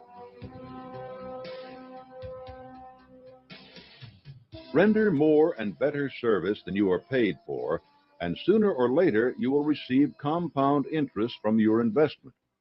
It is inevitable that every seed of useful service you sow will sprout and reward you with an abundant harvest. Going the extra mile is not the sort of principle that can be put into practice in a few easy steps. Instead, it is a state of mind that you must develop, so that it is a part of everything you do. There is a subtle but powerful mental attitude connected with it. The stories that follow will demonstrate that attitude and show you the concrete benefits it brings. Remember, your best recommendation is the one you give yourself by rendering superior service in the right mental attitude. Thomas Edison's only partner. Edward C. Barnes was a man of much determination but few resources. He was determined to ally himself with the greatest mind of his day, Thomas Edison.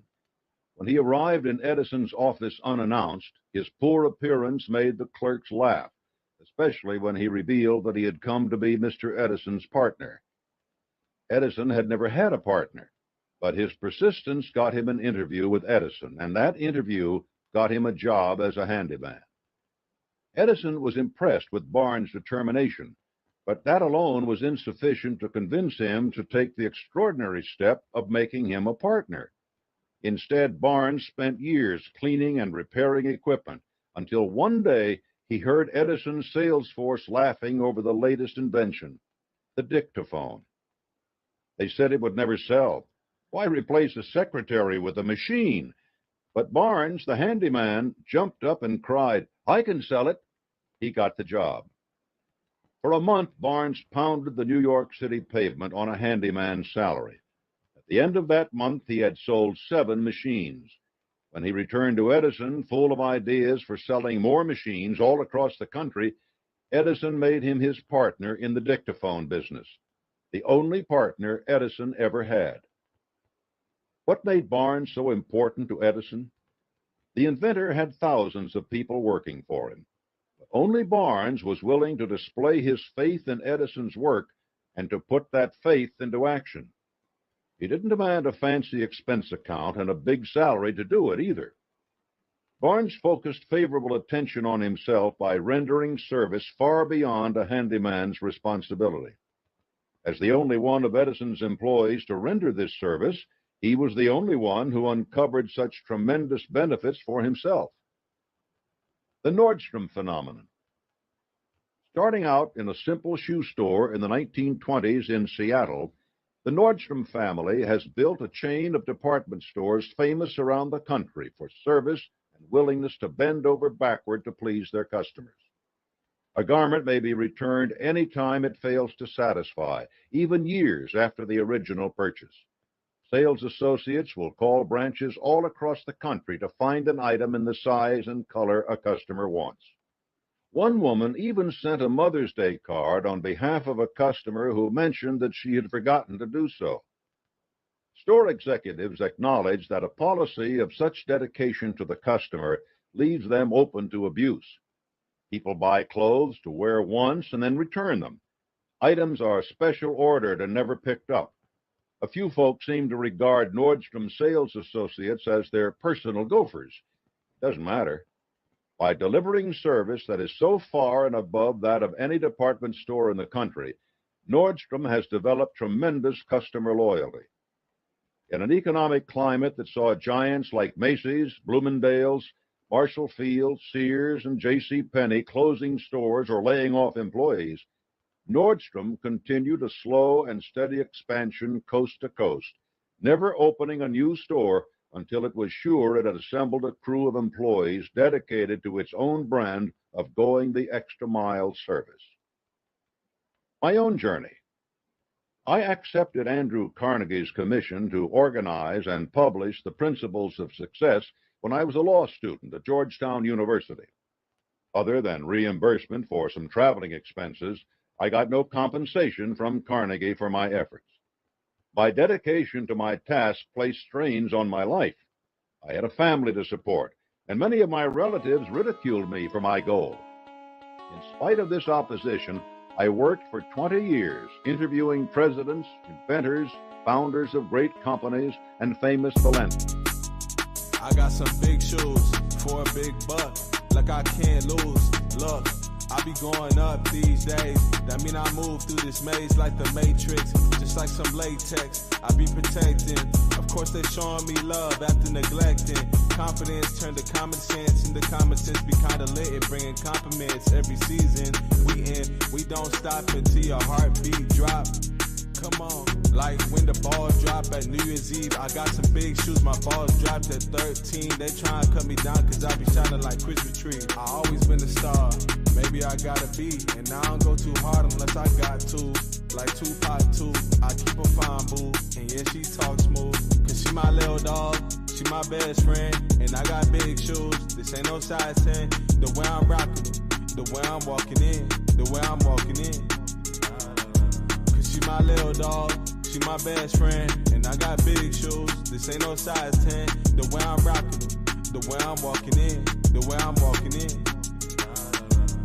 I be blocking them when I see that they copying and pasting. Shit the DM, I ain't respond, so they erase it. Boy, move at your own damn pace, nigga, just face it. Cause you be in my ear all day, talking that basic. My boo bought me big ass shoes, and I don't lace them. How could I replace her? I mean, she do so much for me. I be hugging the beat, I be loving the beat. She be chopping to me. I said, damn, I'm gon' high walk across the street. And afterwards, she be running and jumping on me. Cause she my little dog, she my best friend. And I got big shoes, this ain't no size 10. The way I'm rocking, the way I'm walking in, the way I'm walking in.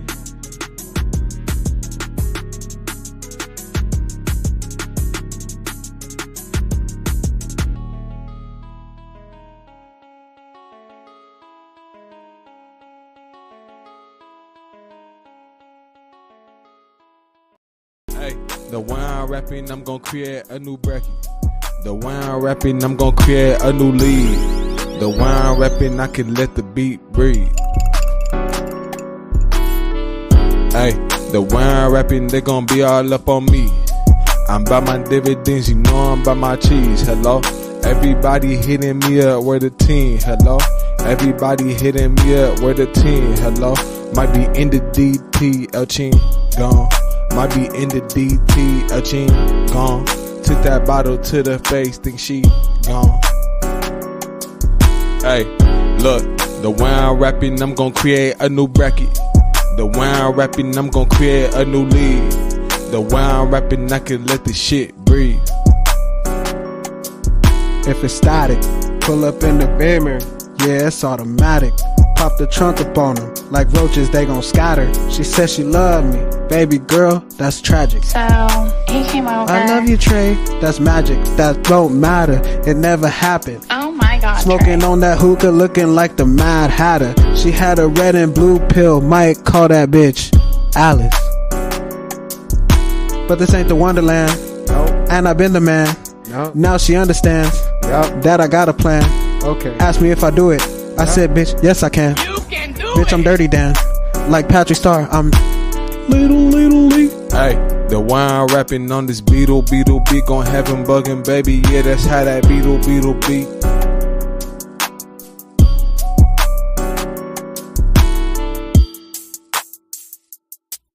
Instrumentals.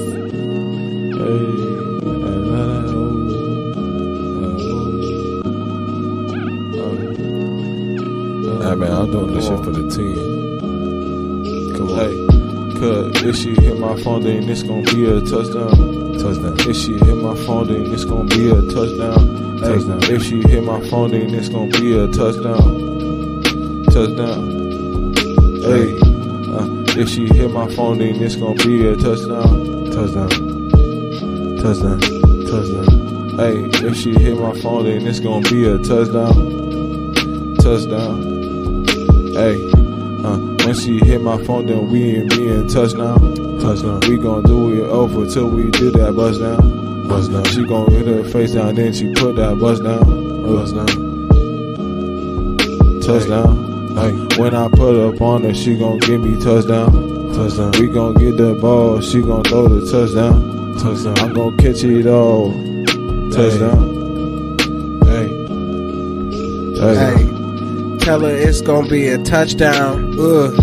Her baby daddy trippin', she act like a slut now. She call me every night, tap on the booty like the quarterback. I'm like, hike now. Told her pull up to my house, yes, right now. I'm in the red zone, she not coming home. She like my style. Said she like my style, like a Georgia State Bulldog. Yeah, she like my bone. That's a flag on the play. That thing on clearance. I'ma slide in it. Yeah, that's pass interference.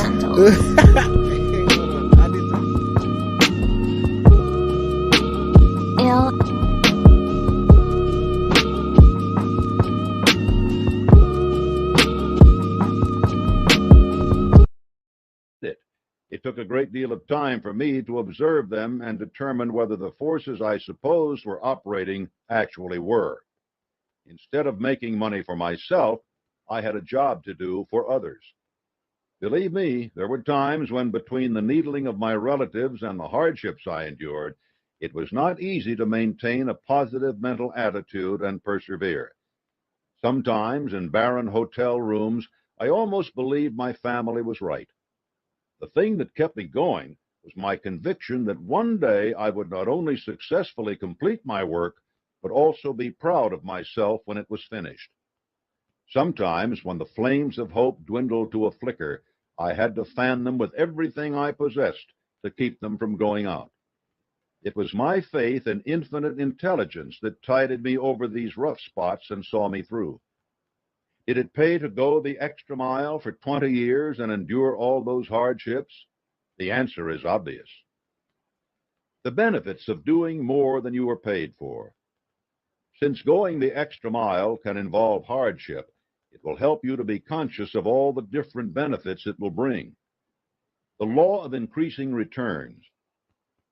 The quantity and quality of the extra service you render will come back to you greatly multiplied. Consider the farmer who plants a crop of wheat. If he harvested only 1 grain of wheat for each grain he planted, he'd be wasting his time. Instead, every successful grain produces a stalk and a sheaf containing many more grains. Of course, a few don't sprout, but whatever problems a farmer may face, getting back many times more wheat grains than he or she planted isn't one of them. And so it is with everything you do and the service you render. If you render service worth $100, chances are you will get back not only that $100, but perhaps 10 times that, provided you have done so with the right mental attitude. If you render extra service unwillingly or resentfully, you will probably get nothing back. It's as if the farmer had sown his wheat on the interstate road instead of the fertile field. And if you render your service only with a sharp eye out for your own benefit, you will get nothing except perhaps a poke in the eye. One rainy afternoon, an elderly lady walked into a Philadelphia department store. Most of the clerks ignored her, but one solicitous young man asked if he could help her. When she replied that she was just waiting for the rain to end, he didn't try to sell her something she didn't want, and he didn't turn his back. Instead, he brought her a chair. When the rain let up, the lady thanked the young man and asked for his card. A few months passed, and the owner of the store received a letter asking that this young man be sent to Scotland to take orders for furnishing an entire castle. The letter writer was the elderly lady for whom the clerk had provided a chair. She also happened to be Andrew Carnegie's mother. By the time the young clerk had his bags packed for Scotland, he was a partner in that department store. This was the result of the law of increasing returns, all because he had shown a little concern and courtesy when no one else would. The law of compensation. The law of compensation ensures that everything you do will bring you some sort of result of the same kind. To benefit from this, you must always render the most service you are capable of, with the best attitude, and you must do so regardless of your immediate compensation, even if it appears you will receive no immediate compensation. The issue here is not some unlooked-for benefit, such as might come from offering a chair to a senior citizen. It is a matter of honesty and earnest effort. Dishonest, lazy people look to get something for less than is required, or even nothing.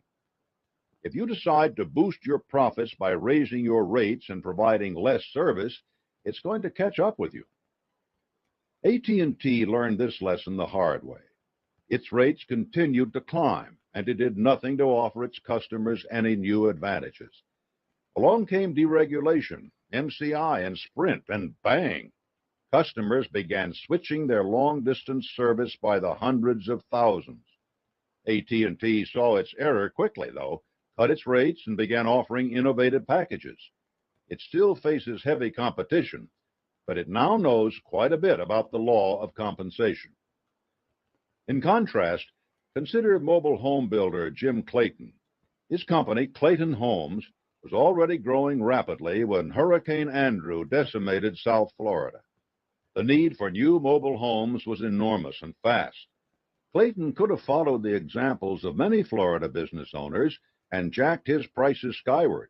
Instead, Clayton Homes kept its prices level and jacked its production skyward. The law of compensation meant that the company still made a reasonable profit on its services.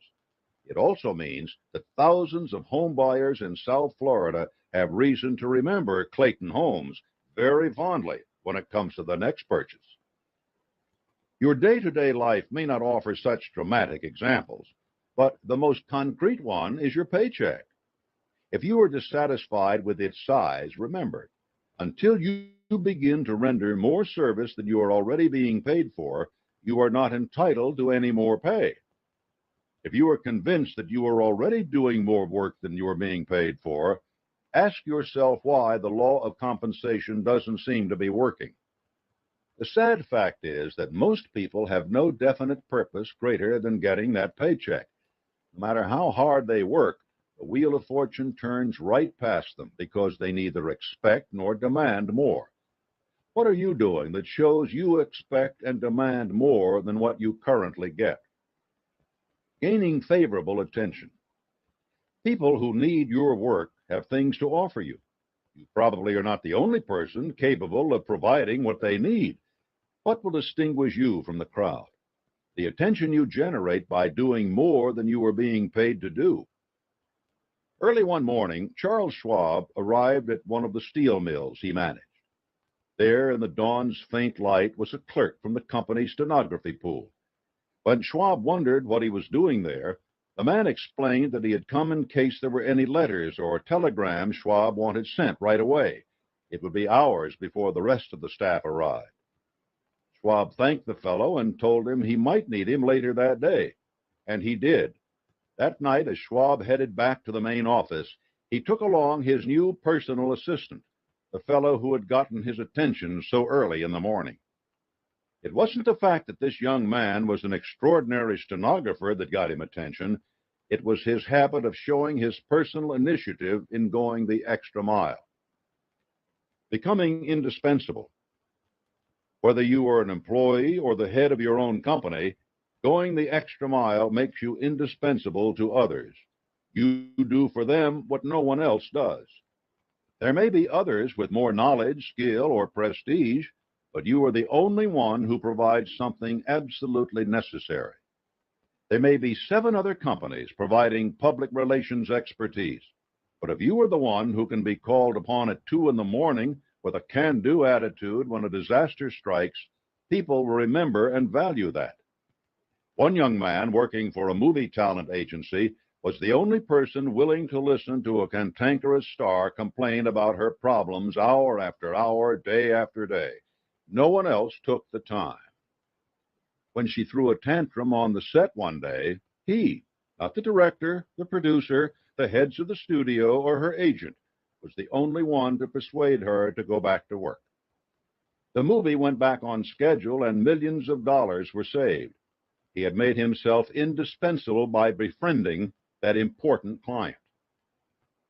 You will never command more than average compensation until you become indispensable to somebody or some group. Make yourself so useful that it would be extremely difficult, if not impossible, to replace you. People who have pulled themselves out of the crowd and have included the priceless ingredients of going the extra mile and personal initiative in their service virtually write their own paychecks. Self-improvement. Going the extra mile means that you strengthen your ability to do your job and to do it well. Carrying out your tasks in a state of mind focused on providing the best service possible in the best possible attitude reinforces your skills. By imposing systematic self-discipline, you understand the process better every time, and you impress upon your subconscious the need for quality work. Remember the adage, strength and struggle go hand in hand. You should never make a presentation, design a software program, or do anything at all connected with your definite major purpose without the deliberate intention of doing it better than you have ever done it before. True, you may sometimes fail or not meet your previous standards, but the very intention of surpassing your previous best is a healthy habit that will ultimately cause you to excel. Doing a job just to get it done, complaining about the tasks before you, and grumbling about your pay are not ways to make yourself excel. Always stay focused on doing your best possible work. Opportunity. When you have made yourself indispensable, you will gain not only security in the job you have, but the ability to select the work that you do. Perhaps this will mean a promotion, a job at another company, or your choice of clients. Going the extra mile is a way of writing yourself an insurance policy against the fear of poverty, against the fear of want, and against competition from those who only go halfway. Consider William Novak. After years of rewarding but not particularly lucrative work as a writer, he was hired to be the co-author of Chrysler's CEO Lee Iacocca's autobiography. Working with the fascinating details of Iacocca's life, Novak wrote an utterly compelling book that was a national bestseller for well over a year. Iacocca's life story probably would have made a successful book without much effort, but Novak delivered something so readable and inspiring that the book became a phenomenon. Now Novak's name as co-writer on any project opens every door in the publishing world and commands advances much higher than those written by other people. He can choose his subjects, and he can pick from among the best. By going the extra mile, he made certain that he would always have the work he wanted. Favorable contrast. Going the extra mile turns a spotlight on you and gives you the important benefit of favorable contrast with others. An inspired window designer at Marshall Field's once filled a display with handsome ties. In the center was a full-length mirror. Businessmen who stopped to look at the display admired the ties and then saw themselves in the mirror. By contrast, their ties looked dull and shabby. Many were tempted to go in and pick up a snappy new tie, which looked so much better than their own. That's the power of contrast. People are always making comparisons, and we notice the things that are different. If you render more and better service than others, you will naturally stand out in bold contrast. Wise employers are very alert to the power of contrast, and they reward the employees it highlights. Some do decide to ignore that contrast and reap the benefits of extra service from their workers without compensating their workers. But the spotlight of contrast is bright enough that their competitors will sooner or later see the person standing in it. There are so few people who step into the spotlight that if it shines on you, others will notice soon. Pleasing attitude. When you do more than you are immediately paid to do in a willing and cheerful manner, you develop a positive, pleasing attitude. the cornerstone of an attractive personality. When you have an attractive personality, you can get almost anyone to behave toward you exactly as you wish. That's something worthwhile, isn't it? Treat other people precisely as you wish them to treat you. Apply the golden rule. If they don't respond at once, keep at it again and again and again. If it never works, then you need to decide whether you want to keep working with these people. It may be the time to fire your employer. Personal initiative. Personal initiative means doing what needs to be done without being told. It is the most outstanding trait of the American personality. Yet, sadly, it is a quality missing in many people. Going the extra mile develops personal initiative because you don't wait for things to happen, but make them happen. When your mind is always focused on doing the best job possible, you are forced to look at every situation thoroughly. No doubt something will have to be done that is out of the ordinary. Part of your service is getting this thing accomplished, and that means putting personal initiative to work. There are people who go through life rendering extra service, yet wind up in the poorhouse. They are honest and dependable, adjectives for traits that give others the chance to cheat and exploit them, and they never do a thing about it because they lack personal initiative. It's one thing to cast your bread upon the waters. It's another to pretend not to notice when it just comes back wet and soggy. You must use personal initiative to see that your efforts are expanded in the right areas. Investigate to make sure that the people you work for are honest and trustworthy, that they aren't about to go belly up and be unable to pay you. And if you find yourself deceived, find yourself someone else to work for. Personal initiative is not simply for the benefit of others. Self-confidence. Going the extra mile builds your conviction that you are doing what is good and right. It puts you on better terms with your conscience, and it gives you faith in yourself. Sometimes the hardest person to get along with is the one who uses your toothbrush, the same one you see in the mirror every morning. Talk to that person. Explain your plans and purposes. Seek cooperation.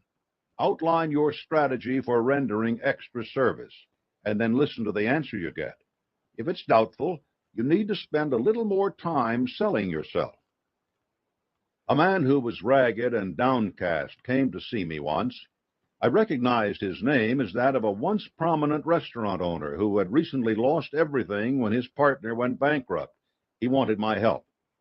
I asked him to stand in front of a pair of drapes, and I told him that in just a moment I was going to introduce him to the only person in the world who could help him regain his self-confidence and overcome defeat.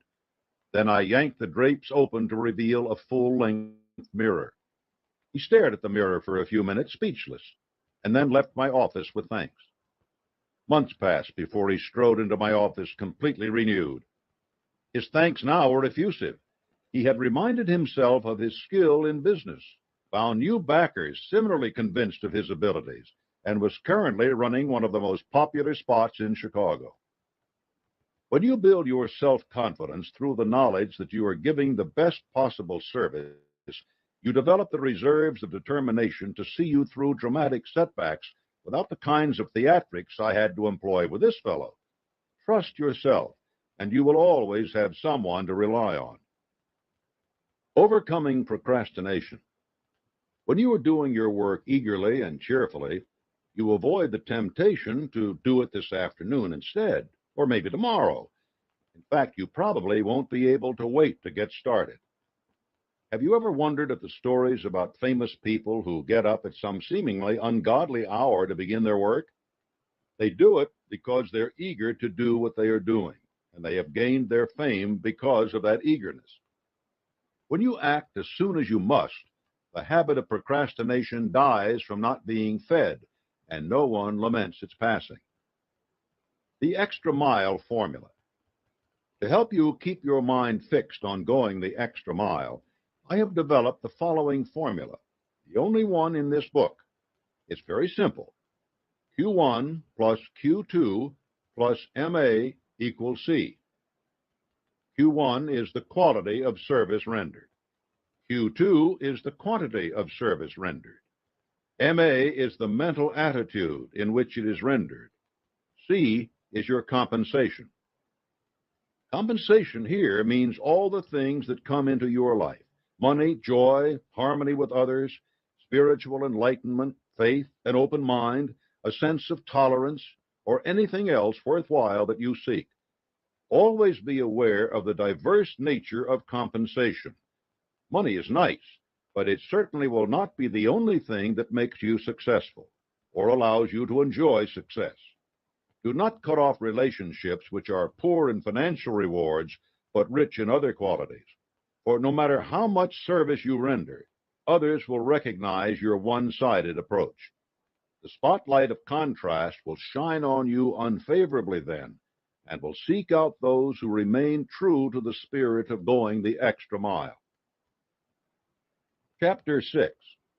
Create Personal Initiative. One of the biggest benefits from going the extra mile is the emphasis it requires you to place on personal initiative. This chapter will round out your understanding of personal initiative, and through example, it will show you how to multiply that quality in yourself. Andrew Carnegie once told me, there are two types of people who never amount to anything. There are those who never do anything except what they are told to do, and there are those who cannot even do what they are told to do. The people who get ahead do the things that should be done without being told, and they don't stop there. They go the extra mile and do much more than is expected of them. Personal initiative is absolutely necessary if you are going to realize your goal. It will bring you advancement, attention, and opportunity. The major attributes of personal initiative. In the years I spent formulating these principles of success, I observed many extraordinary people. What follows is a list of qualities that constantly appeared in my observations. Some of them will be things that have already been covered in this book. Others come later. The important thing for you to do here is to identify these characteristics in yourself as you are now, and to think about how you can increase and strengthen them. The adoption of a definite major purpose. The motivation to act continuously in pursuit of that purpose. A mastermind alliance to acquire the power to attain that purpose. Self-reliance, self-discipline, persistence based upon the will to win. Well-developed imagination, controlled and directed. The habit of prompt, definite decision-making. The habit of basing opinions on known facts, not guesswork. The habit of going the extra mile. The capacity to generate enthusiasm at will and control it. A well-developed sense of details. The capacity to listen to criticism without resentment. Familiarity with the 10 basic human motives. The capacity to concentrate attention on one task at a time. Assuming full responsibility for one's own actions. Willingness to accept full responsibility for the mistakes of subordinates. Patience with subordinates and associates.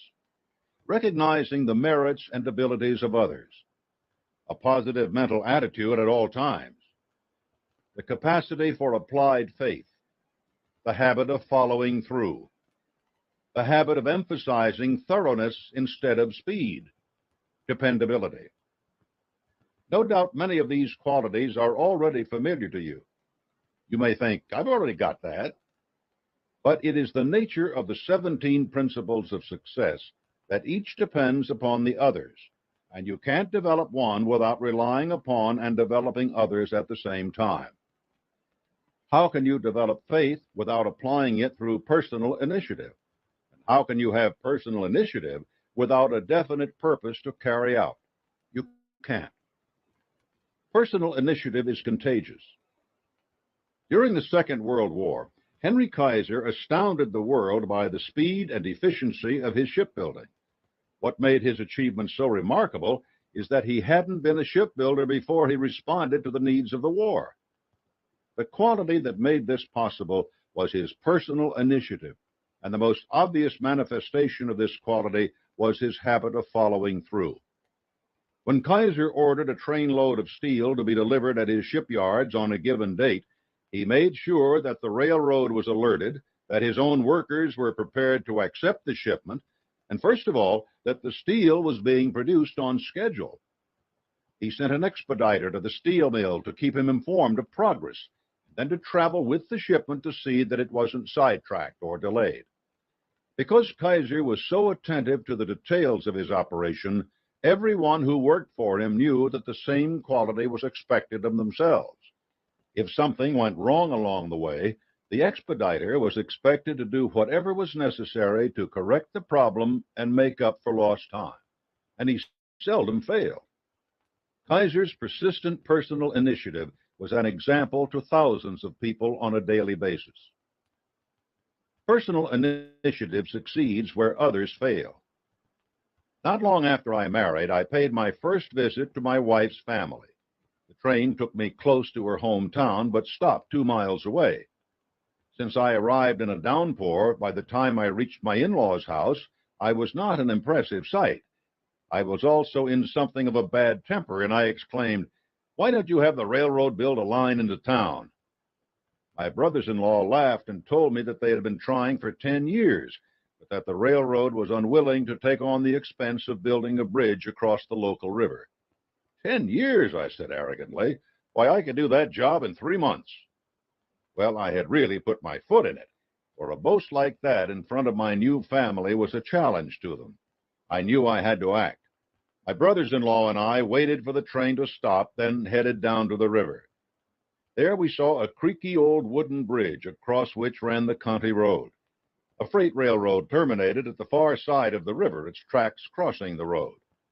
As the freight trains came and went, they halted traffic on the road, slowing travel for all the local people. And there was my idea. Look, I said, it's simple. The passenger railroad pays for 1/3 of the cost of a bridge so that it can offer better service to the town. The county pays for 1/3 of the bridge because it will need to replace that wooden one soon anyway. And the freight railroad pays the final third so it gets the traffic off its tracks and prevents the inevitable accident from having all those people lined up waiting to cross. It was that simple. In a week, my brothers-in-law and I had all 3 parties agreed to the plan. And in 3 months, the new bridge was up and the town had passenger rail service. Now, I hope that your personal initiative won't have to get you out of the kind of trap I set for myself. But if you apply it at every opportunity, especially after you have made a foolish mistake, then it will benefit both you and your community. Personal initiative creates work. I once knew a rather plain fellow who didn't seem suited for much. He had been apprenticed to a plumber, but because he showed no real aptitude for plumbing, his boss tried him out as a sales rep. He didn't show an aptitude there either. Since his handwriting was neat, the boss made him a bookkeeper next. Again, the results were discouraging. But the bookkeeping experience taught him something: the importance of accurate inventory. So he sat down to take an inventory of himself. He decided he had these positive qualities. 1, the habit of saving money. 2, the ability to figure accurately the costs of a plumbing job. 3, the ability to recognize superior skills in others that he lacked himself. 4, persistence. 5, the ability to induce others to work in harmony. What could he do with these skills? The answer was obvious. He set out to open his own plumbing business. He found a location, sought out the best workers he could find, and began to pursue contracts. Within a year, his schedule was filled, and because he was able to bring his work in at the projected cost and to do it with quality labor, he quickly gained a reputation as the best plumber for the job, even though he was a poor plumber himself. It was only by acting on personal initiative that this man was able to make anything of his life. Starting with a definite major purpose, step by step, he built a mastermind alliance of skilled employees, delivered extra service, and attained success. If he hadn't struck out on his own, his former boss would have soon thrown up his hands and fired him. This fellow created a job for himself. Personal initiative creates opportunity. Neil Walter was a carpenter's apprentice making just $400 a week when he was hired to build some shelves in a closet. By the time he was finished and saw how grateful his client was to have better use of his space and how happy he was with the quality of his work, Bolter had an idea. With money from that first satisfied customer, Bolter started the California Closet Company. The incredible transformation of a crowded closet into efficient space was such a popular idea that within 12 years, Bolter had more than 100 franchises around the country. Other entrepreneurs were so impressed with his idea that copycat companies sprang up across the nation. And in 1989, Bolter sold his company for $12 million to Williams-Sonoma. Neil Bolter could have been content just learning to be a carpenter, but he identified his skills, set himself a definite goal, and succeeded beyond the wildest dreams of any apprentice. Personal initiative creates the future. Herbert Bass and Alex Geisler were doing production work at a Philadelphia television station in the 1960s. They saw that videotape had much more flexibility for the television market than film did. Even though they were not considered top production experts, they decided to strike out on their own. They created Unitel Video. Because they couldn't offer production expertise that would stand out in the market, they chose to provide something else just as valuable. They offered the best in equipment and space to other production companies. Even though they were getting in on the business early, they still faced competition. To build their share of the market, they took on clients who couldn't work anywhere else because nobody thought they could pay their bills. Bass and Geisler also knew the importance of going the extra mile. They knew that their clients had their own clients to keep happy. They offer an advantage. As Geisler told Success magazine, we show our client techniques he wouldn't have thought of. He gets the credit, we get paid. Besides doing production work for shows like The Simpsons and Star Trek: The Next Generation, Unitel now provides training seminars for video technicians around the country. It also offers corporate communication services for companies like IBM and Citibank, putting together video conferences that can link people in New York, Los Angeles, San Antonio, and Minneapolis, just as if they were in the same room. Bass and Geisler weren't the first to see that video had a place in the future, but because they had the initiative to go after what they saw, to make a plan, to take risks, to offer things that no one else was offering, their company is now first in its field. Personal initiative creates advancement. Your definite goal may someday include being your own boss, but if it doesn't, or even if that step is still some ways off, personal initiative can still pay off for you. Amy Hilliard-Jones was a marketing strategist at Gillette. She saw an opportunity in a product Gillette had dropped as unsuccessful, White Rain shampoo. White Rain was an inexpensive, no-frill shampoo. It didn't offer anything fancy, but it should have an appeal for cost-conscious consumers.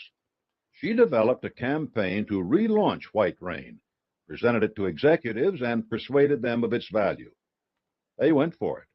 White Rain became one of Gillette's top-selling shampoos. That made Hilliard-Jones an obvious candidate for revitalizing the Lustrasilk Corporation, a newly acquired Gillette subsidiary targeting the ethnic hair care market. She created a whole new product line, Moisture Max, which was phenomenally successful. Today, Hilliard-Jones is Executive Vice President of the Burrell Communications Group, which specializes in marketing services directed at African Americans for Fortune 500 companies. She got where she is because she consistently used her personal initiative to bring bigger and better things to the companies that employed her. Those companies recognized her dedication to offering service above and beyond what was expected. So did the Harvard Business School, which gave her the Max and Cohen Award for Excellence in Retailing, and Dollars and Cents magazine, which named her one of the top 100 business and professional women. Personal initiative paid off for Amy Hilliard-Jones in recognition, advancement, and the opportunity to do exactly what she wanted. Putting personal initiative to work. The time to begin exercising your personal initiative is the moment you decide upon your major purpose. Begin creating your plan of action. Start assembling your mastermind alliance. You may find that your purpose changes as a result of things you learn in accomplishing these tasks, but the important thing is to begin work immediately. It is better to act on a plan that is still weak than to delay acting at all. Procrastination is the arch enemy of personal initiative, and if you let it become habit this early in the game, it will plague your every move. Do the best job you can putting your plan into action and learn from your mistakes. Ignore the doomsayers who tell you that you are heading for disaster. When Andrew Carnegie went into the steel business with the goal of dropping the price of steel from $140 a ton to $20 a ton, there were plenty who scoffed. None of those people made a penny when Carnegie achieved his goal. If you need advice, seek out skilled experts and pay them for their counsel. The free advice you will get on every hand from colleagues and friends will be worth exactly what it cost you. Nothing. Never wait for some outside force to trigger your actions. Of course, you will have to respond to surprises and your competition, but you must be moving forward according to your own plan on a daily basis. Feed your burning desire with images of your successful self. Stoke its flames so high that they burn your seat, so that you won't be able to sit back in your chair and take it easy when you ought to be following up on your work of the day before. When a task is completed, examine it. Is it the best job you could have done? What might have made it better? Why don't you take that step right now? Personal initiative depends on your being alert to every opportunity and acting on that opportunity as soon as you discover it. Clearly, personal initiative is a demanding quality, and its practice requires a good deal of mental resources. When your initiative is flagging, you can turn to the principle which breathes life into and restores every one of the others: positive mental attitude.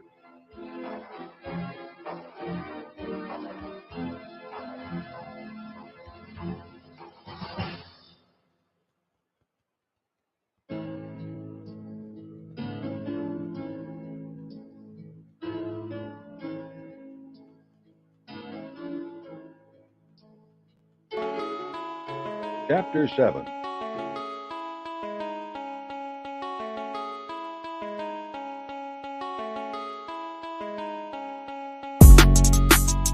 I got some big shoes for a big buck, like I can't lose.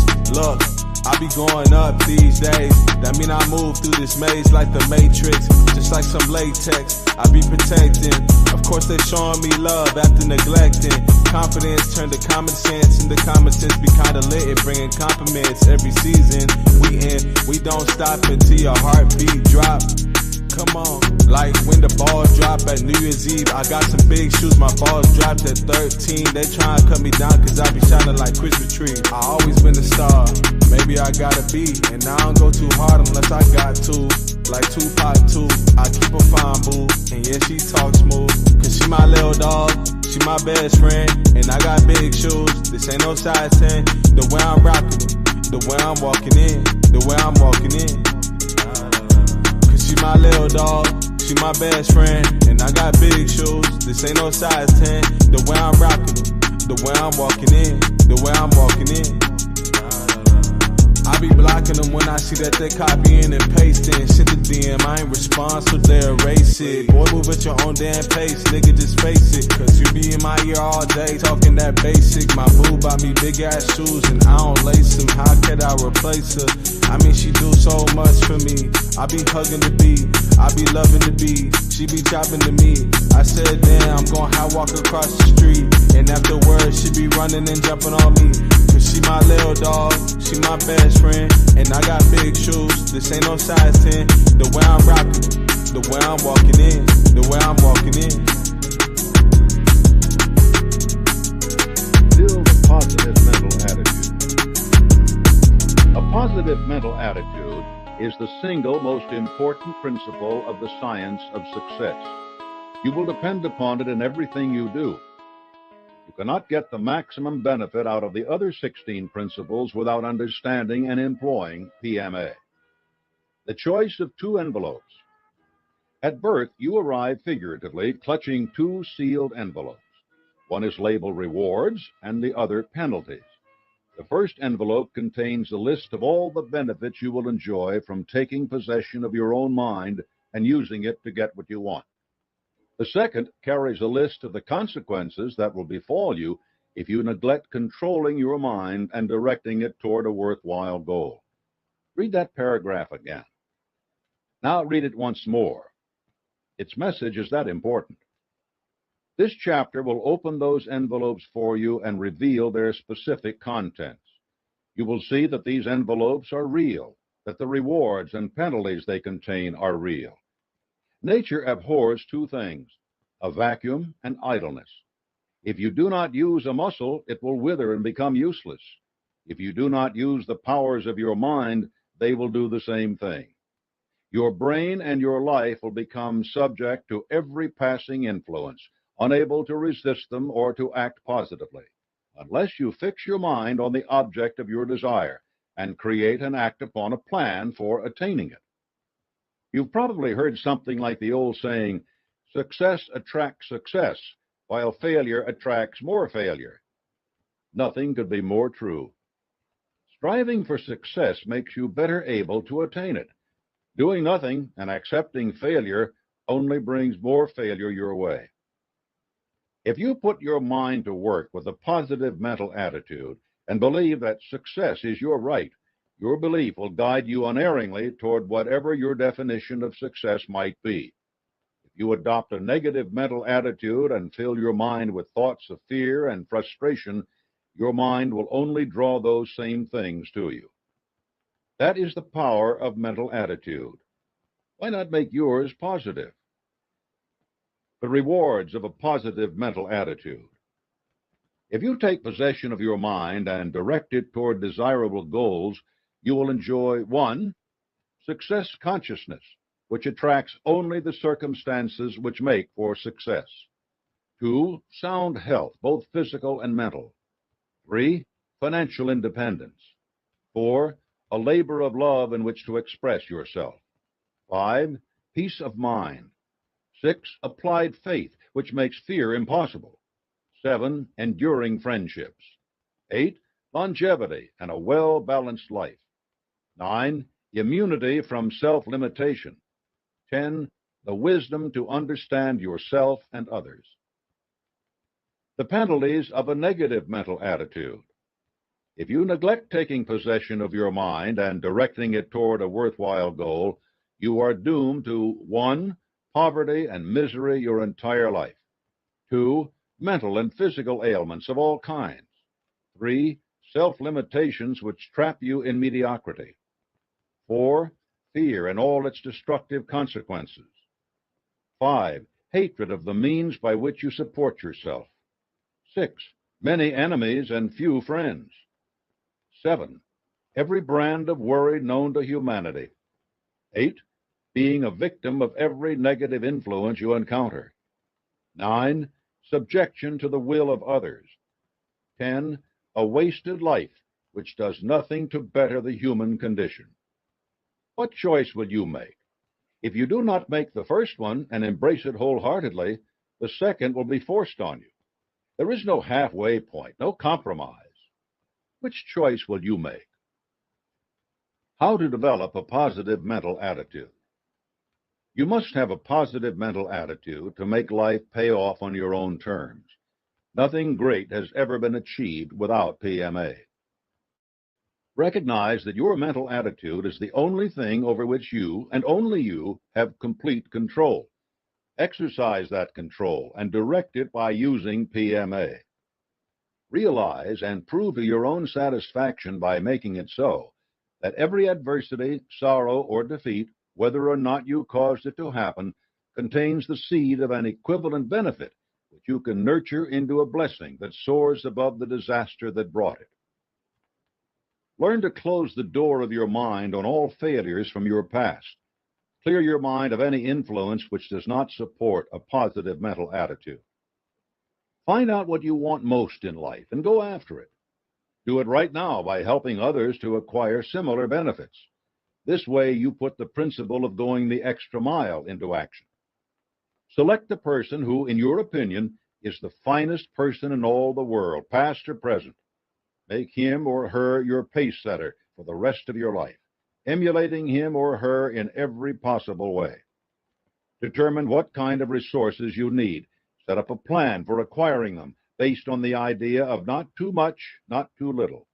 Don't think small, but remember, greed more than anything else has destroyed ambitious people. Form the habit of saying or doing something every day which will make someone else feel better. You can do this with a phone call, a postcard, or a simple act of kindness. Give someone a good inspirational book, for instance, and you give that person something that will work wonders in his or her life. One good deed a day will keep old man gloom away. Make yourself understand that what whips you isn't defeat, but your mental attitude toward it. Train yourself to look for the seed of equivalent benefit in every disappointment you face.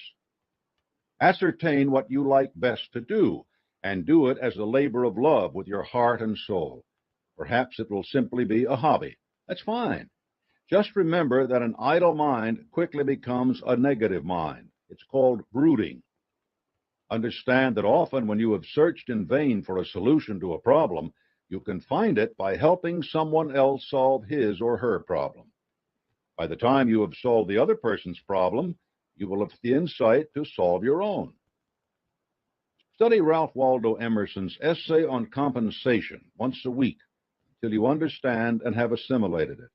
This powerful work will convince you of the benefits you will derive from PMA. Take a complete inventory of every asset you possess. You will discover that your greatest asset is a sound mind with which you can shape your own destiny. Communicate with anyone you know whom you have unjustly offended and offer sincere apologies. Ask for forgiveness. The more bitter this assignment is, the more you will be free of negative mental influences when you have completed it. Acknowledge that the space you occupy in this world is an exact ratio to the quantity and quality of the service you render for the benefit of others, plus the mental attitude in which you render it. Break bad habits. Abstain from your vices one at a time for a month until you show yourself who is boss. If you need help from a counselor or a support group, get it. Don't let your pride master you. Comprehend that no one can hurt your feelings, make you angry, or frighten you without your full cooperation and consent. Close your mind to anyone who wants to exert a destructive influence. Perceive that self-pity is an insidious destroyer of self-reliance. Believe that you are the one person on whom you can and should depend at all times. Relate to every circumstance in your life as something that has happened for the best, for it may be that your saddest experience will bring you your greatest assets if you give time a chance to mellow your distress. Divert any urge for control over others. Squelch it before it destroys you. Channel that energy into better control over yourself.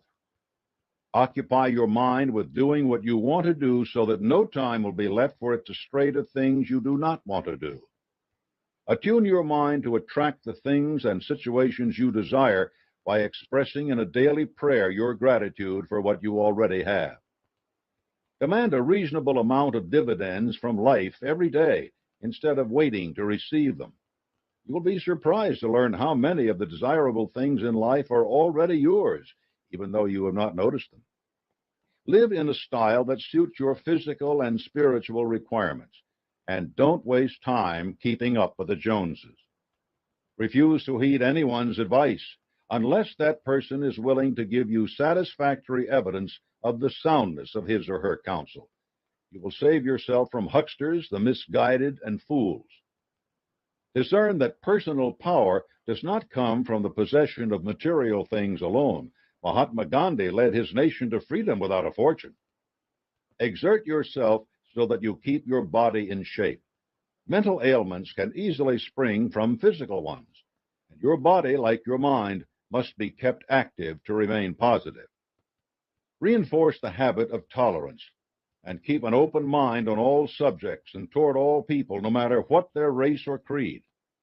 Learn to like people just as they are, instead of demanding that they be just as you want them to be. Admit that love is the finest medication for your body and your soul. Love changes the entire chemistry of your body and conditions it for the expression of a positive mental attitude. It also extends the space you occupy in the hearts of others. The best way to receive love is to give it. Return every benefit you receive with one of equal or greater value. The law of increasing returns will operate in your favor, and eventually, or perhaps very soon, it will give you the capacity to get everything you are entitled to.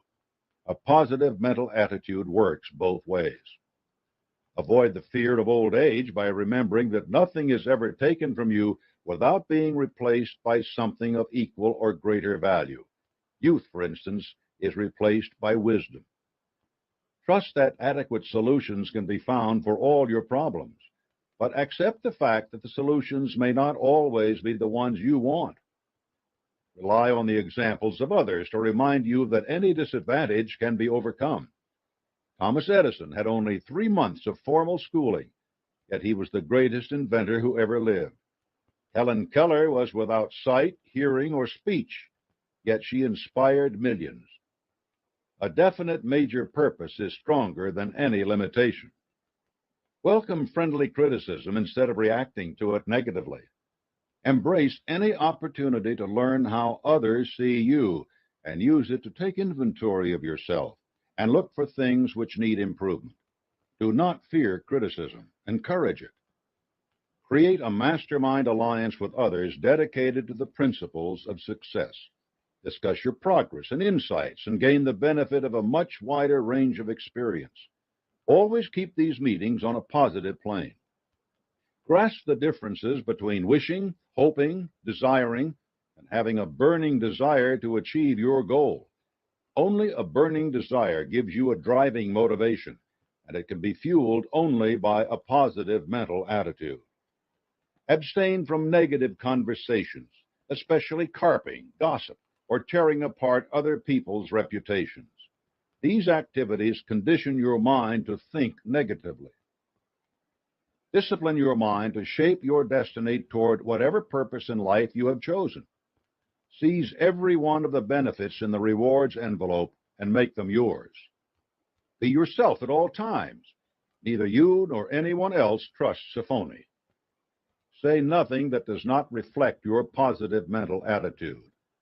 Believe in the existence of infinite intelligence, which makes it possible for you to draw on all the power you need to take possession of your own mind and direct it toward whatever you choose. Believe in your ability to become free and self-determining, and put that belief to work by acting upon it. Do it now. Believe that the American form of government guarantees you the freedom and privileges necessary to pursue your definite major purpose. Work to defend those freedoms as needed. Believe in the people you are associated with, and recognize that if they are not worthy of your belief, you have the wrong associates. And finally, read this lesson once a week for 6 months. You will so thoroughly indoctrinate yourself with these habits and mind conditioners that your mental attitude will become and remain positive at all times. The 2% who succeed. The overwhelming majority of people never recognize the difference between wishing and believing. They never take 6 steps that will help them use their minds to attain their desires. These steps are summarized below, along with my observations, based on a lifetime of study of the percentage of people who attain each one. 1.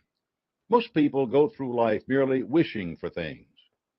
These wishes are as fleeting as the wind. They have no power to shape anything. The number of people who stop here, 70%. 2. A much smaller percentage develop their wishes into desires. They want the same thing constantly, but that is the end of their commitment. They represent 10%. 3. A still smaller percentage develop their wishes and desires into hopes. They dare to imagine from time to time that they might get what they seek. I estimate they constitute 8%. 4. An even smaller group translates that hope into belief. They expect what they want will actually happen. These people number 6%. 5. A smaller group of people crystallize their wishes, desires, and hopes into belief, then into a burning desire, and finally into faith. They constitute 4%. Finally, number 6, very few people take the last 2 steps and then make a plan to get what they want and carry it out. They apply their faith with positive mental attitudes. This group is only 2%. The outstanding leaders in every walk of life are the people in the 6th group. They recognize the power of their own minds. They seize that power and direct it toward whatever they choose. When you take this step, the word impossible will have no meaning for you. Everything will be possible for you, and you will manage to get it. Join the 2% Club. Here are the requirements for membership in the 2% Club. Only you will measure your success in meeting them. 1. Adjust yourself to other people's states of mind and peculiarities so that you can get along peacefully with them. Observe a dog and learn the art of self-control by watching how quickly it adjusts itself to its master's moods. 2. Ignore trivial circumstances in your relations with others. Do not let them become controversies.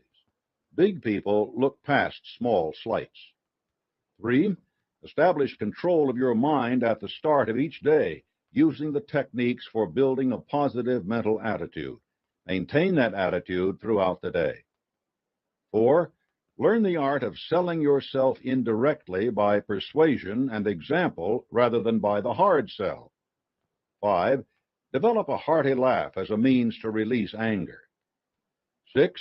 Analyze all your setbacks and determine their causes. Discover the seed of equivalent benefit in each circumstance. 7. Concentrate your mind on the can-do portion of the tasks you face. Don't worry about the cannot-do portion unless and until you meet it face-to-face. By that time, the can-do portion will have shown you the way to success. 8. Turn all unpleasant circumstances into opportunities for positive action. Make this an automatic habit, and your success will multiply. 9. Remember that no one can win all of the time, no matter how much he deserves it. When you do not get exactly what you wanted, maximize your gain by increasing your understanding of yourself. 10. Look on life as a continuing learning process, and even bad experiences will become good ones. 11. Remember that every thought you release comes back to you multiplied in its effect. Monitor your thoughts and make sure you send out only those whose fruits you are willing to receive. 12. Avoid associates with negative mental attitudes. Their attitudes will rub off on you and poison every effort you engage in. 13. Be aware of the dual nature of your personality. You have a positive side with a great capacity for belief and a negative side with an equal capacity for disbelief. Exercise the first, and the second will wither away. 14. Recognize that prayer brings the best results when you have sufficient faith to see yourself already in possession of the things you are praying for. This calls for a positive mental attitude of the highest order. You can see how a positive mental attitude relies upon and reinforces so many of the principles crucial to personal achievement. You need a definite major purpose, applied faith in that purpose, and the personal initiative to act in ways that express your PMA. The next 2 chapters will teach you more principles that both support and sustain your PMA. The cultivation of success is a complex, organic process. Whenever you advance in acting on one of its tenets, you advance in others. Chapter 8. Control your enthusiasm. Enthusiasm bears the same relationship to your PMA and your progress toward success as gasoline to a car's engine. It is the fuel that drives things forward. In working on your PMA, you will learn to control your mind. The same control can be used on your enthusiasm, so that it is continually fed into the cylinders of your mental engine. where it is ignited by the spark of your definite purpose and explodes, pushing the pistons of applied faith and personal initiative. Enthusiasm is power. With faith, it can transform adversity, failure, and temporary defeat into action. This transmutation depends on your control of your thoughts, for they can just as easily be expressed negatively as positively. By controlling your enthusiasm, you can change any negative expressions and experiences into positive ones. The next chapter on self-discipline will further strengthen your ability to do this. The benefits of controlled enthusiasm. Controlled enthusiasm has many positive effects.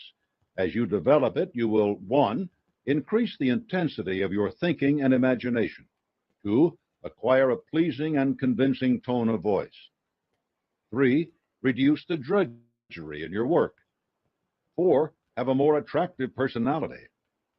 5, gain self-confidence. 6, strengthen your mental and physical health. 7, build your personal initiative. 8, overcome physical and mental fatigue more easily. 9, spread your enthusiasm to others.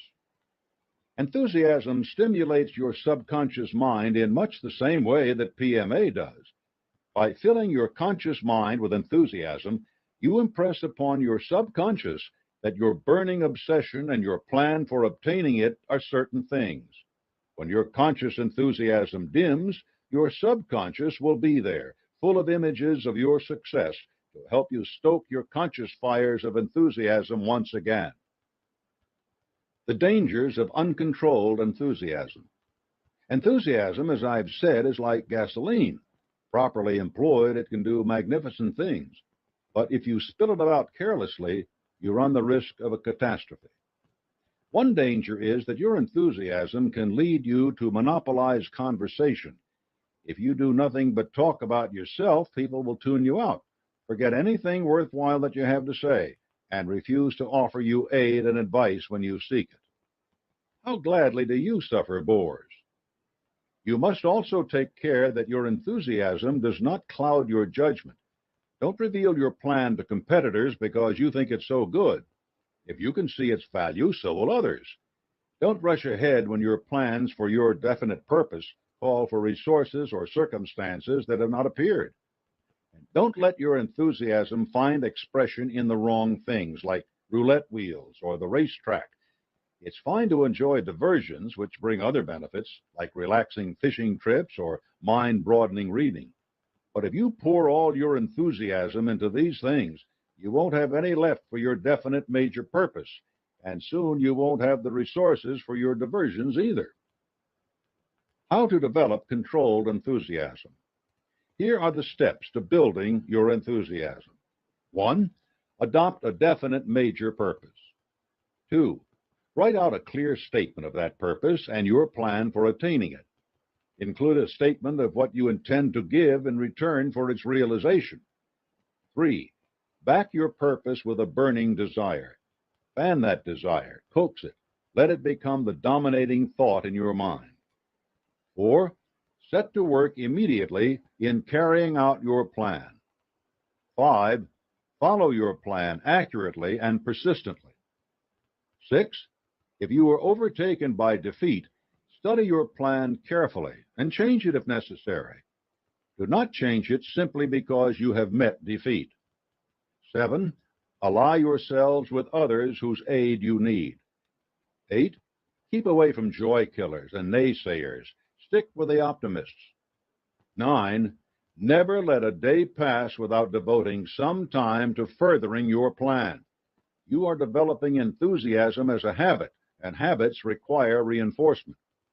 10, keep yourself sold on the idea that you will obtain your definite major purpose, no matter how far away that moment seems.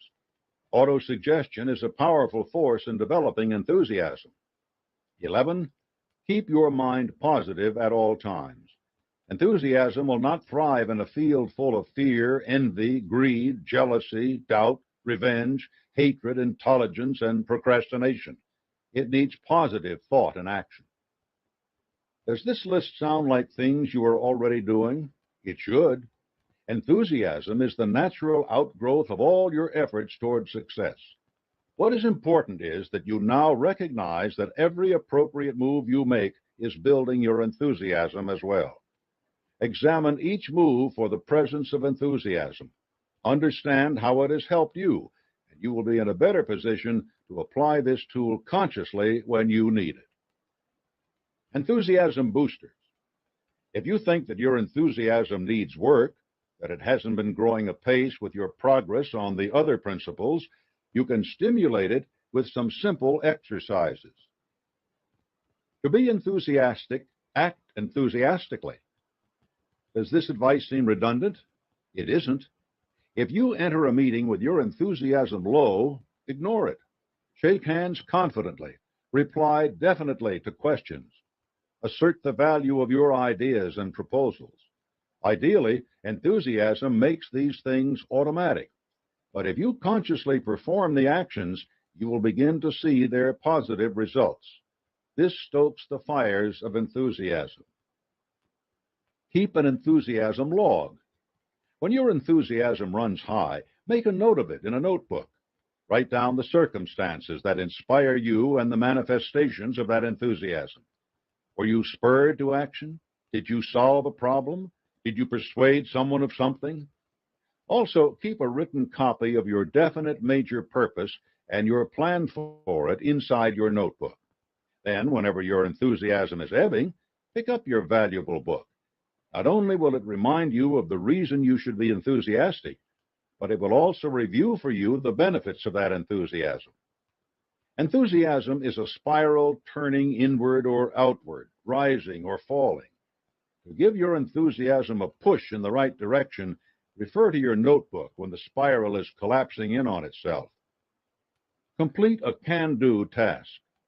In a way, can-do tasks are like crutches, but when you aren't moving the way you should be, you're not helping yourself by not using them. These are things that you know you can complete quickly and well. They should be somehow related to your definite major purpose, so that they help direct and control your enthusiasm. For instance, suppose that you own a hardware store. Your responsibilities may not have you on the floor very often. Instead, you're in the back office. But you remember how much you enjoyed working on the sales floor. Go back to that floor. Make a few sales. Renew your enthusiasm by returning to its roots. A word of warning. If you have to resort to enthusiasm boosters frequently, something is wrong. You have strayed from the definite purpose you were pursuing. You will need to take a serious look at your plan for that purpose and think about realigning it so that it reflects your ambitions more closely. Enthusiasm and the Mastermind Alliance. One of the most important places where your enthusiasm will go to work is in your Mastermind Alliance. If you share your enthusiasm with the other members, you will increase theirs. They, in turn, will be able to feed and support your enthusiasm. Sometimes all members of the group benefit equally from this process, but it is more likely that you, as the leader, will benefit most. The law of increasing returns will reward you for your initial originating enthusiasm in a way that far exceeds either your own contributions or the dividends paid to the other members. Increased enthusiasm in your alliance will mean increased faith as well. With that additional faith will come more insight into infinite intelligence and thus more creativity. Other ways to increase your own and your alliance's creativity are discussed in Chapter 14. Criticizing without destroying enthusiasm. Sometimes it will be necessary to criticize members of your Mastermind Alliance or the people working for you who are not carrying their share of the load. You can do this without destroying their enthusiasm if you use a careful process. You must lead your black sheep to admit their mistakes on their own. Here's an example of that process taught me by Andrew Carnegie. My personal secretary was a young man who had been with me several years. He was efficient, dependable, and had a pleasing personality. He became associated with a group of people who had had the bad habit of getting their enthusiasm out of a whiskey bottle. The first thing I knew, he began to show up late on Monday mornings. Then he became irritable. and I knew the time had come for me to do a little friendly analysis on his behalf. So I prepared the way by inviting him to my home for dinner. During the meal, we chatted pleasantly about everything except the subject I had in mind discussing with him. After dinner, we went to the library and lighted our cigars. The stage was then set, so I began by asking him a few questions. First, I asked him if he believed a man who was a regular drinker should be considered for a promotion, and he replied that he thought not. Then I asked him what he would do if he had in his employ a man so addicted to drink that he could not get to work on time, and he replied that he would probably fire him. By this time, he had begun to squirm in his chair, and I waited a while to give him the chance to do some serious thinking. Then I asked him if he thought it might be possible for a sensible man to change his habits in time to save himself from ruin. He waited for a couple of minutes before answering, and then straightened up. He looked me squarely in the eyes and said, "You needn't go any further. I have known for a long time that this hour was coming, and I deeply appreciate your kindness in making it as easy as possible. All I can say is that I have been a fool, but I can change, and I will do so if you bear with me long enough to let me prove it." So he was disciplined, but it was with self-discipline. He took hold of his job with renewed enthusiasm and promoted himself from one position to another until he became manager of one of our largest steel plants. You can see the value and importance of this kind of approach. If Carnegie had angrily confronted this man, no doubt the fellow would have been so ashamed he would have denied any problem. Carnegie would have lost a valuable employee, and the man would have been driven only deeper into his destructive habits. Instead, both men came out ahead. Respect and nurture the enthusiasm others have. It can overcome powerful problems, and from those problems it will extract benefits beyond your imagination. Enthusiasm changes lives. Another person's enthusiasm was what set me moving toward the success I have attained. That person was my stepmother. I was 9 years old when she entered our home. We lived in poverty in rural Virginia. But she had come from better circumstances, and she would not accept our circumstances without protest.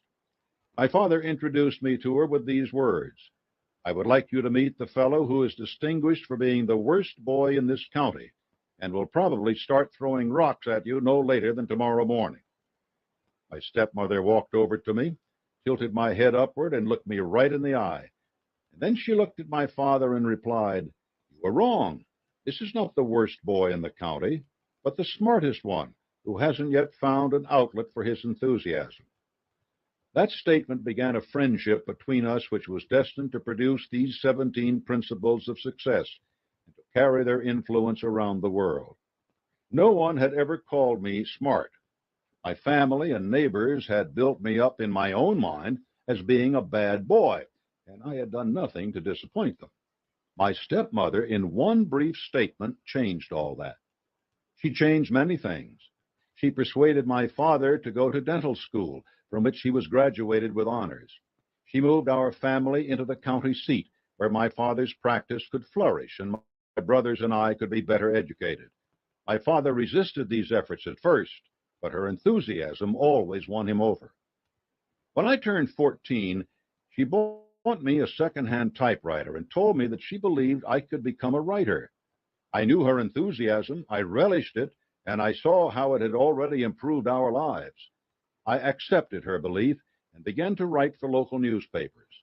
I was doing the same kind of writing that fateful day I went to interview Andrew Carnegie and received the charge that became my life's work.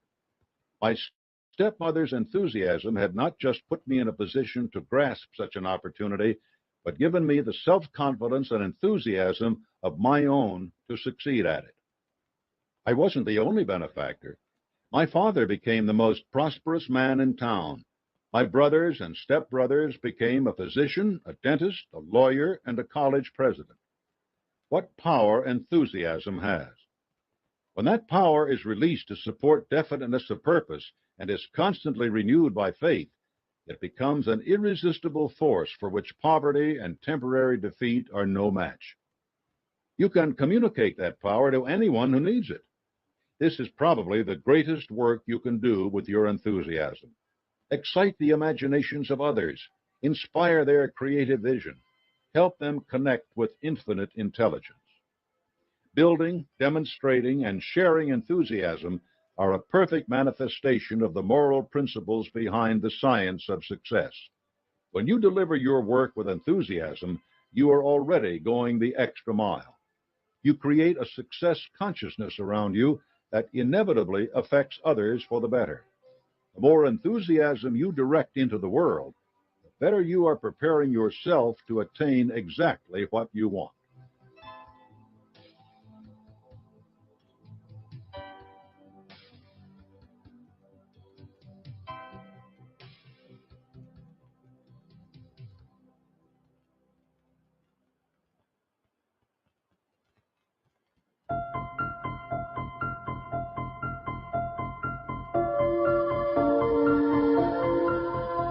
Chapter 9.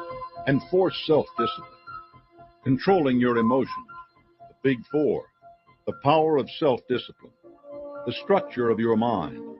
The things you cannot discipline. The power of the will. Earlier chapters have placed heavy emphasis on the importance of taking control of your mind. This control is pivotal to your personal initiative, your positive mental attitude, and controlled enthusiasm. Self-discipline is the process that ties all these efforts together for you. It isn't possible to achieve self-discipline without making some progress on those other principles. Self-discipline requires self-knowledge and an accurate assessment of your current abilities. Likewise, the other principles can't really be put into action without self-discipline. It is the channel through which all your personal power for success must flow. Think of your mind as a reservoir in which you have been storing up potential power. You will now learn to release that power in precise quantities and specific directions. This is the essence of self-discipline. Controlling your emotions. Most people act first and think about the consequences later. Self-discipline will reverse that process. You will learn to think before you act. The primary means to this end is your control of your emotions. For review, the 14 major emotions are repeated below. Positive emotions. 1. Love. 2. Sex. 3. Hope. 4. Faith. 5. Enthusiasm. 6. Loyalty. 7. Desire. And the negative emotions. 1. Fear. 2. Jealousy. 3. Hatred. 4. Revenge. 5. Greed. 6. Anger. 7. Superstition. All these emotions are states of mind and are thus subject to your control. You can see right away how dangerous the negative emotions can be if they're not mastered. The positive emotions can also be destructive if you do not organize and release them with conscious control. Inherent in these emotions is explosive power. If you regulate that power properly, it can lift you to the heights of achievement. But if you let it run wild, it can dash you to pieces on the rocks of failure.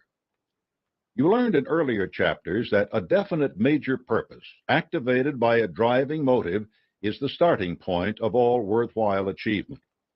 This motive must be so strong that it will subordinate all your thoughts and efforts to the attainment of your definite purpose. But your drive, your emotions, must also be subject to your own good judgment, so that your enthusiasm and desire will not run over your wisdom. In other words, you must discipline yourself so that your drive is always under control and directed in the proper channels. Self-discipline calls for balancing your emotions with your reasoning. This means you must learn to consult both your feelings and your reason before you reach any decision. Sometimes you will need to set aside your emotions and follow the dictates of reason alone. Other times you will decide in favor of your emotions, modified by your reason. A happy medium is important. Consider, for example, those people who are so in love that they will do anything for their beloveds. They are putty in the hands of others. They rarely amount to anything because they have no purposes of their own in life. You might wonder if this danger means that it would be safer and wiser to control your life strictly on the basis of reason and leave emotion out of every decision. The answer is an emphatic no. Don't forget, your emotions provide your driving power, the activating force which enables you to put your decisions into action. If you destroyed hope and faith, what would there be to live for? If you killed enthusiasm, loyalty, and desire, but still retained reason, what good would reason be? It would still be there to provide direction, but what would it direct? You must control and direct your emotions, not abolish them. Besides, abolition would be an impossible task. Emotions are like a river. Their power can be dammed up and released under control and direction, but it cannot be held forever in check. Sooner or later, the dam will burst, unleashing catastrophic destruction. Your negative emotions can also be controlled and directed. PMA and self-discipline can remove their harmful effects and make them serve constructive purposes. Sometimes fear and anger will inspire intense action, but you must always submit your negative emotions and your positive ones to the examination of your reason before releasing them. Emotion without reason is a dreadful enemy. What faculty provides the crucial balance between emotion and reason? It is your willpower, or ego, a subject which will be explored in more detail below. Self-discipline will teach you to throw your willpower behind either reason or emotion and amplify the intensity of their expression. Both your heart and your mind need a master, and they can find that master in your ego. However, your ego will fill this role only if you use self-discipline. In the absence of self-discipline, your mind and heart will fight their battles as they please. In this situation, the person within whose mind the fight is carried out often gets badly hurt. The Big Four. Your self-discipline will not only control your emotions and balance your reason, but also be incredibly useful in four highly important areas. Appetite. Too much food, drink, and other outside influences, such as drugs, which are bad for your body, can shorten your life, sap your energy, and distract you from the work at hand. It isn't necessary to moralize on these points. The empirical effects of not being in control of your appetite are sufficient cause for you to subject your appetites to self-discipline. Positive mental attitude. PMA is the only frame of mind in which you can have definiteness of purpose. Through it, you can induce others to cooperate with you and help you. It can also attract the power of infinite intelligence by applying your faith.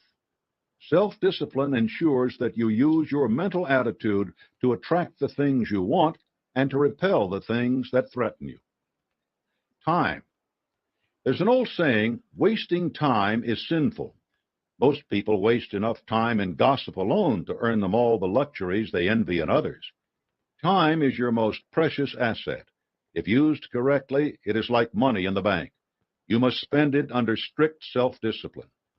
One of the easiest ways to do this is to schedule your time use for the next 24 hours and stick to that chart. Do it once, and it will be easier the next time. Alexander Solzhenitsyn is another example of someone whose self-discipline allowed him to have an enormous impact. Not only did he survive years in Soviet gulags and then dare to write about it, he kept to a rigorous schedule of writing even after being exiled to the United States. Though he was an international celebrity and could have spent the rest of his life basking in attention, Solzhenitsyn moved to a small town in Vermont so he could find solitude.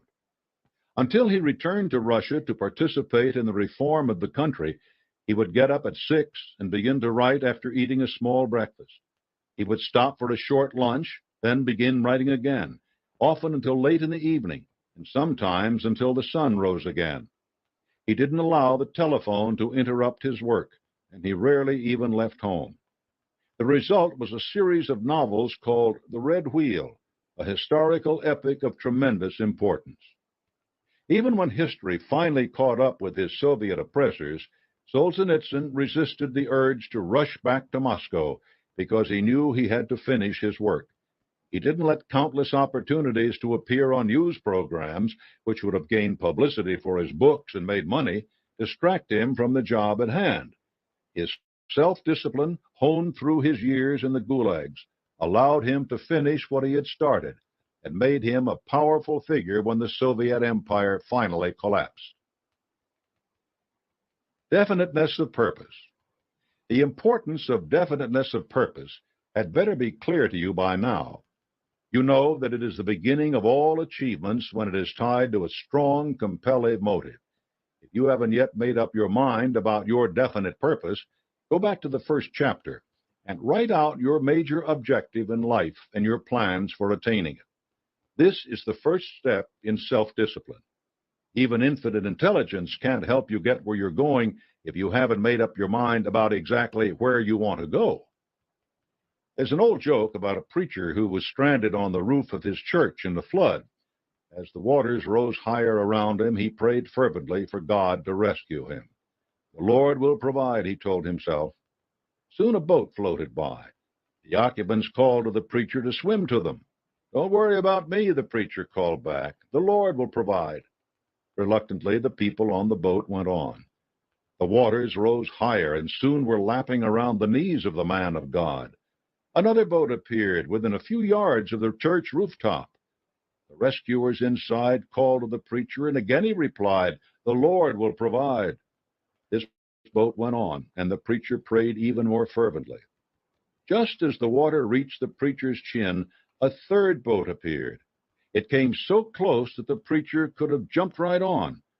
But the terrified man clutched his steeple and cried, "Save someone else. The Lord will provide for me." And the boat went on.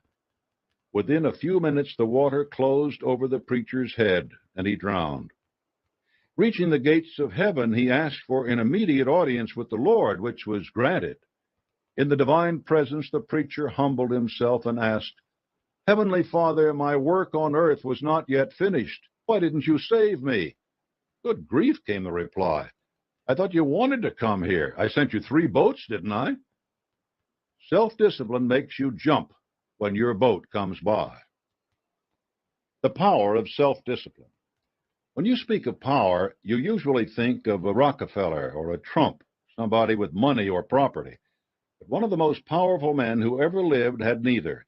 Mahatma Gandhi didn't own a house, he had no money, but his influence eclipses that of any other person of this century. That's an outstanding statement until you look at it and analyze the source of Gandhi's power.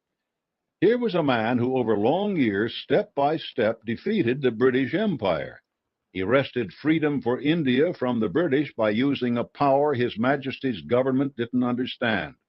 There were 5 sources to his power. Definiteness of purpose. Gandhi's purpose was to free the people of India. He knew precisely what he wanted, what his major aim in life was, and he was determined that nothing would defeat him. Going the extra mile. No one asked Gandhi to spend his life as he did. No one paid him to do so. He did not have a selfish purpose. He did not think in terms of personal reward. He went not only the extra mile, but millions of extra miles, because he was planning to benefit the 400 million people living in his country. No wonder he had power. Applied faith. Gandhi completely cleared his mind of any doubt that he would eventually win the freedom he desired for his people. He kept his mind securely fixed on his definite major purpose, and this resolute purpose and his persistent action to achieve it opened his mind to the power of infinite intelligence. Mastermind. Gandhi assembled what is probably the greatest mastermind alliance in human history. It consisted of hundreds of millions of minds. Many of these minds may have been lacking in formal education, but each had the capacity for faith and a burning desire to achieve the goal of freedom Gandhi was leading it toward. No power in the world could have defeated such a powerful mastermind alliance, except an even larger one. Self-discipline. How do you suppose Gandhi managed to keep his mind focused on one definite major purpose all those years? He must have had many opportunities to capitalize on his situation or to use his power for his personal benefit. Anyone who had the power Gandhi had might have been tempted by such opportunities, but he had the self-discipline to lead a simple life, and thus he had the self-discipline to free a nation. The structure of your mind. Your mind is divided into 6 departments, which are subject to your conscious control. Understanding these departments help you understand self-discipline. The 6 departments are: 1, the ego, the source of willpower. It acts as a supreme court with the power to reverse, modify, change, or eliminate the entire work of all the other departments. 2, emotions. Here is generated the driving force which sets your thoughts, plans, and purposes into action. 3, reason. This is where you weigh, eliminate, and properly evaluate the products of your imagination and emotions. 4, imagination. This is where you create ideas, plans, and methods of attaining your desired ends. 5, conscience. Here you test the moral justice of your thoughts, plans, and purposes. 6, the memory.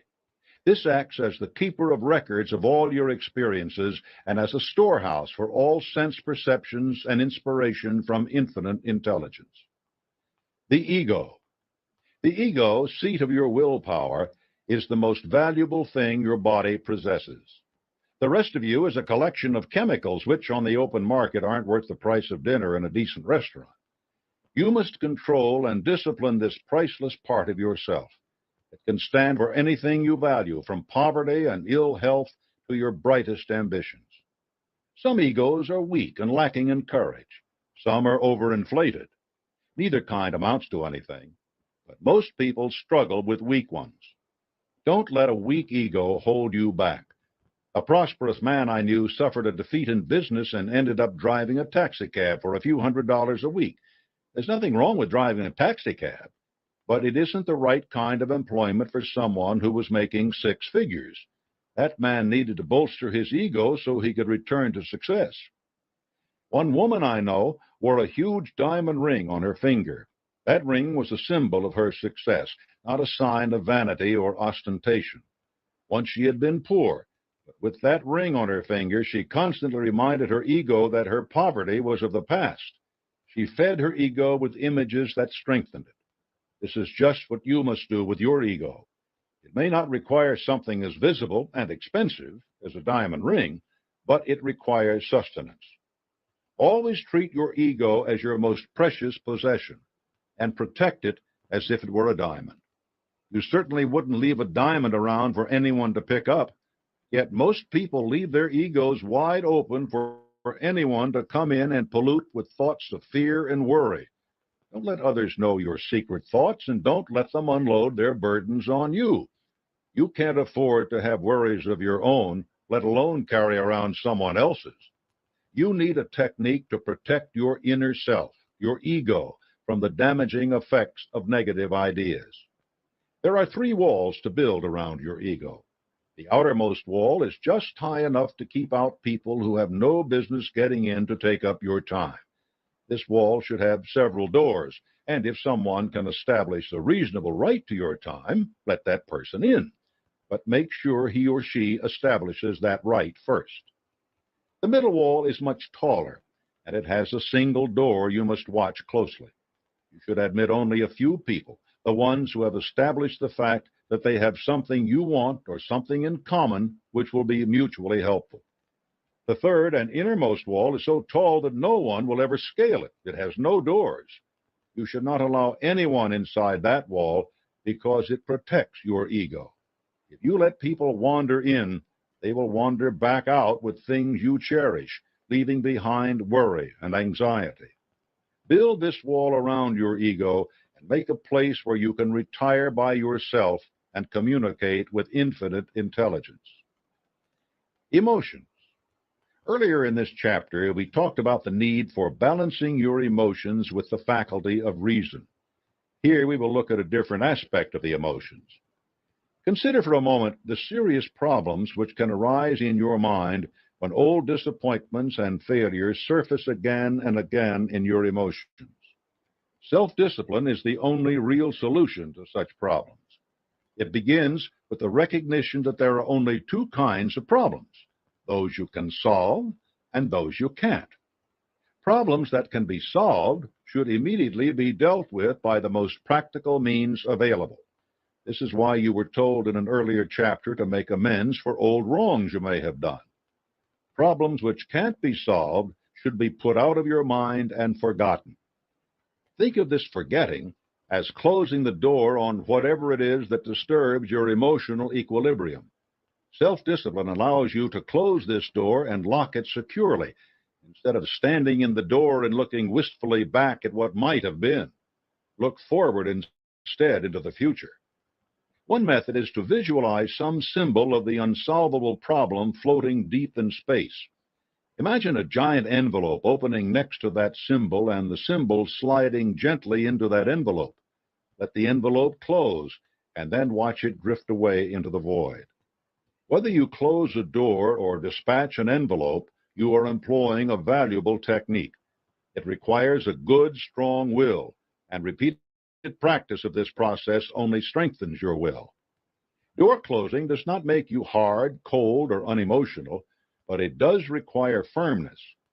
Self-discipline cannot permit lurking memories, and you cannot waste time worrying over the unsolvable. Doing so destroys your creative force, undermines your initiative, disturbs your faculty of reason, and just plain confuses all the departments of your mind.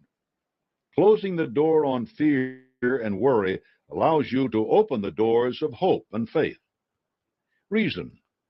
If your ego functions as a supreme court, your reason functions as a superior court, handling the more routine functions of judgment. It evaluates the creations of the imagination, modifies the expression of the emotions, and ratifies the decisions of the conscience. You train your rational faculties by observation, study, and analysis of truth. Imagination. Your imagination is responsible for all creative effort. New ideas are assembled here, and you must allow your reason to control its activities carefully. Keep your imagination workshop focused on things related to your definite major purpose, not on fantasies about winning the lottery. Because imagination is responsible for creating everything new in the world, it is an invaluable tool for your progress along the path to success. Conscience. Your conscience keeps an eye on the moral justice of all your thoughts and deeds. If you always consult it and heed its advice, it will repay you by keeping you honorable and esteemed by others. If you ignore its advice, be careful. At the least, you will alienate the members of your mastermind alliance, cut yourself off from the power of infinite intelligence, and be plagued by countless fears. At the worst, you will discover that society has built many special rooms for people who don't obey their consciences. The view from these rooms is usually obstructed by bars. The memory. Here you store all the impressions of both your conscious and subconscious minds. Self-discipline will allow you to keep unpleasant memories tucked away after you have learned the lessons those memories inspire. Many positive things may also be stored in your memory, ready to be called forth upon demand by a willpower strengthened by self-discipline. Your self-discipline is the procedure you use to coordinate these departments of your mind and keep each of them under control. Its most immediate effect is the mental harmony you need to focus all your efforts toward success. The things you cannot discipline. There are 4 other elements that play a role in your mental process, but that you cannot control. You must learn to understand them and adapt to their ways. Infinite intelligence. The chapter on applied faith explains the power and importance of infinite intelligence. You cannot discipline it. Instead, you must discipline yourself to be ready to receive it and to act on its wisdom. The subconscious. You cannot directly control your subconscious. That's a big part of what its name implies. It acts only in response to stimulus from your emotions. But these are something you can control through self-discipline. When your emotions are positive and directed toward a definite purpose, your subconscious will be powerfully and similarly affected. However, it will respond just as quickly to negative emotions. It can't distinguish between the two.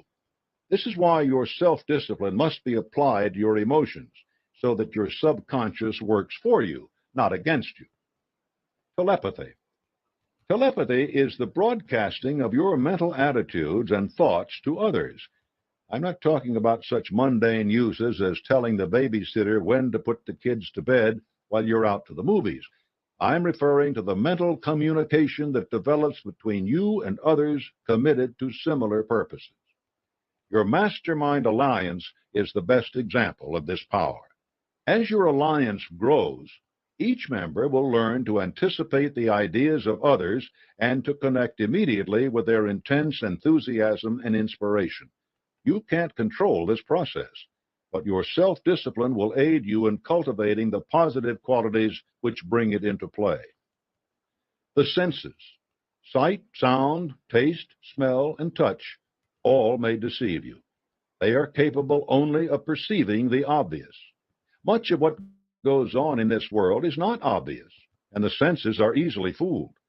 While you can, to an extent, train your senses to serve you better, you must always evaluate the messages you receive from them by applying your reason. All four of these things must be a part of your mental processes. Your self-discipline will not give you direct authority over them, but it must make you more aware of their operations at all times. The power of the will. The greatest manifestation of self-discipline is in the strength of your will. As I have pointed out, your will is the supreme court of your mind. It may have the theoretical authority to order all your mental processes, but that authority depends upon constant, consistent, and ethical exercise. The power of a will trained by self-discipline is an irresistible force. The only limit on that power is the one that you impose on it by restricting or ignoring your self-discipline. History and folklore are full of stories of people whose wills alone triumphed over death and other incredible adversities. Who remembers the people whose weak wills kept them mired in mediocrity? Chapter 10. Think accurately. The raw power of thought. The focused power of accurate thought. The thinking process. Techniques for evaluation. The sources of your thought habits. 2 big mistakes. Controlled habits. Think of your mind as a piece of land. Through diligent, planned work, it can be cultivated into a beautiful and productive garden. Or it can lie fallow, overrun by weeds sprouting from seed carried by passing birds and the wind. Harvesting the bounty of your mind depends on careful effort and preparation by you, the gardener. This organization and its successful implementation are the result of accurate thinking. All plans, purposes, and achievements are created by thought. Your thoughts, you have already learned, are the only thing over which you have complete control. You can use them wisely or unwisely, but however you do it, your thoughts have power. The raw power of thought. An unknown paper hanger used thought powerfully.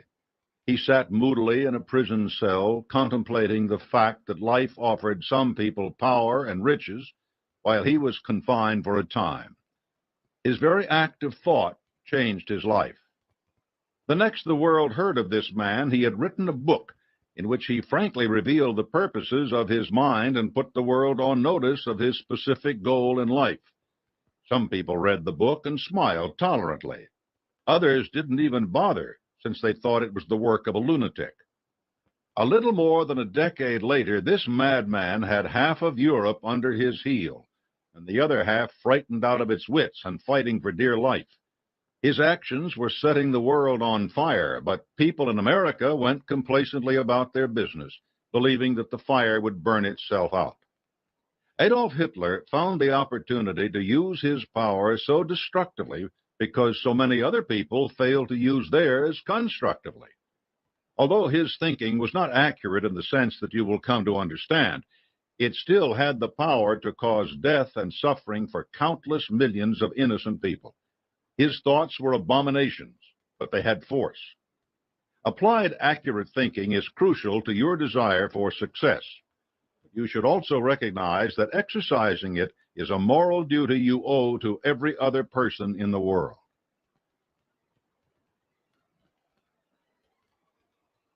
The focused power of accurate thought. Every story you have read in this book about a successful person proves the benefits, individual and social, of accurate thought, harnessed to a worthy, definite purpose. The rigor of Jonas Salk's thinking discovered the vaccine which prevents polio. George C. Marshall's careful planning revitalized Europe economically after the effects of Hitler's inhuman atrocities. George Bush's methodical assembly of the Desert Storm Alliance and the detailed planning of generals like Norman Schwarzkopf and Colin Powell put a stop to Saddam Hussein's Hitler-like ambitions. The quiet diligence that Mother Clara Hale put into building Harlem's Hale House now provides love and care to children ravaged by their parents' addiction to drugs and infection with AIDS. None of these great things could ever have happened without accurate thinking. You can never achieve anything great without learning to think accurately. The thinking process. Accurate thinking is based on two types of reasoning. One, induction. This is the act of reasoning from a part to a whole, from the particular to the general, from the individual to the universal. It is based on experience and experimentation and draws conclusions from them. Two, deduction. In this act of reasoning, specific conclusions are based on general logical assumptions. The two types of reasoning are very different, but they can work together. For instance, suppose that every time you throw a rock at a window, the window breaks while the rock remains unchanged. The results of your repeated efforts cause you to reason inductively that the glass is fragile and that the rock is not. From this inductive reasoning, you can then proceed to deductive reasoning, which would suggest to you, among other things, that another non-fragile object, a baseball, for example, would also break the glass, or that the rock might also penetrate other fragile things like paper. Of course, your reasoning in this case would be limited, since you have not accounted for many variables. A fragile object could also break the window. Certainly a bottle could, and some fragile objects like cloth might simply collapse about a thrown rock instead of breaking. I am sure you can think of many other contingencies which would apply in this case. This example shows how easy it is to make false conclusions and why accurate thinking is important and why your reasoning must be rigorous. You must examine the results of your reasoning consistently and look for flaws. You should apply this process just as stringently to the thinking of other people. To be an accurate thinker, you must make two important steps. One, separate facts from opinions, fictions, unproved hypotheses, and hearsay. Two, separate facts into two categories, important and unimportant. Everyone except accurate thinkers has an overabundance of opinions, and these are usually worthless. Many of them can be dangerous and destructive, especially when they occur in conjunction with personal initiative. Hitler is an obvious example. You cannot accept an opinion offered to you unless it is based on facts or sound hypotheses about the facts. You should not offer any opinions except on the same grounds.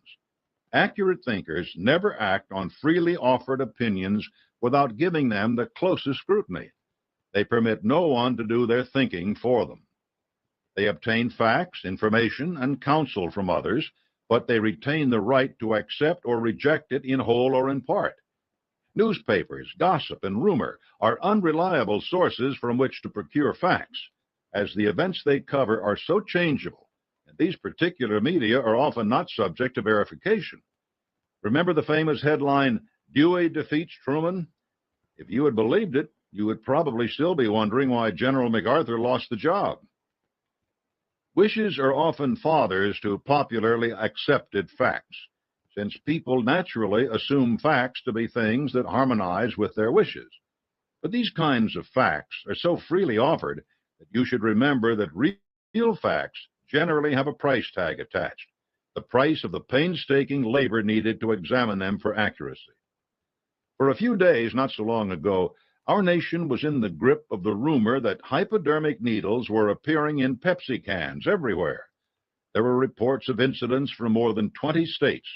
On the basis of this fact, the price of Pepsi stock dropped dramatically, and many investors sold PepsiCo shares for much less than they had paid for them, even though the company's executives assured the country that this kind of tampering was highly unlikely.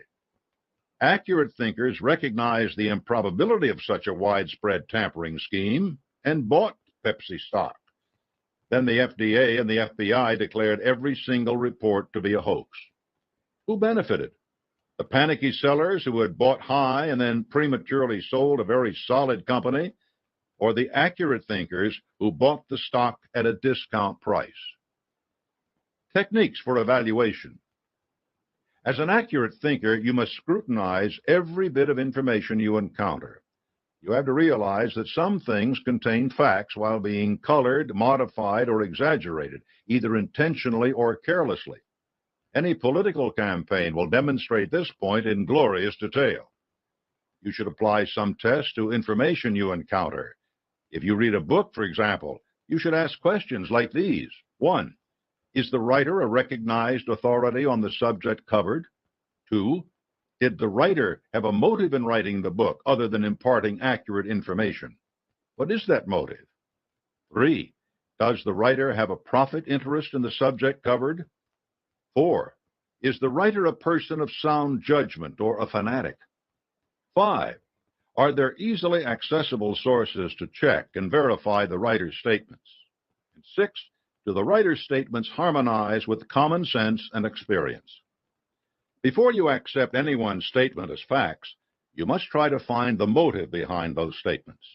The motive can be completely honorable, but you must still be careful about accepting the statements of overzealous people who have a habit of letting their emotions run wild. Honor alone does not equal accuracy. You must rely upon your own judgment and be cautious no matter who is trying to influence you. If a statement does not seem reasonable or contradicts your experience, set it aside for further examination.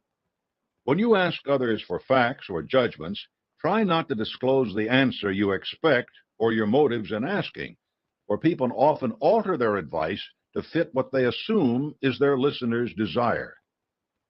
This process may be innocent or duplicitous, but you should avoid it. Instead of asking, "Do you think it would be possible to send a man to Saturn?" or "How can I send a man to Saturn?" ask, "What do you know about the possibility of sending a man to Saturn?" Or even better, "What do you know about space travel?"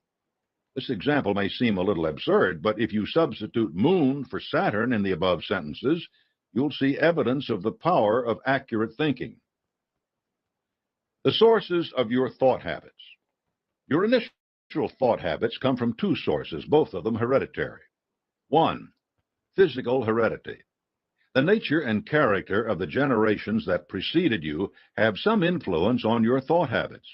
You may be born with a predominantly rigid or free-floating thinking process, which many scientists now categorize as left or right-brained. The first emphasizes details, the other broad schemes. Accurate thinking can modify, strengthen, and direct both qualities, since everyone possesses each, even though one is stronger than the other. Second, social heredity. Your environmental influences, education, and experience are all social stimuli. Thinking is most influenced by these things, and that is dangerous because it means that much of your thinking is inspired by others. However, you can take action to control and select these influences, such as reading this book. Most people embrace a religion, ally themselves politically, even select the car they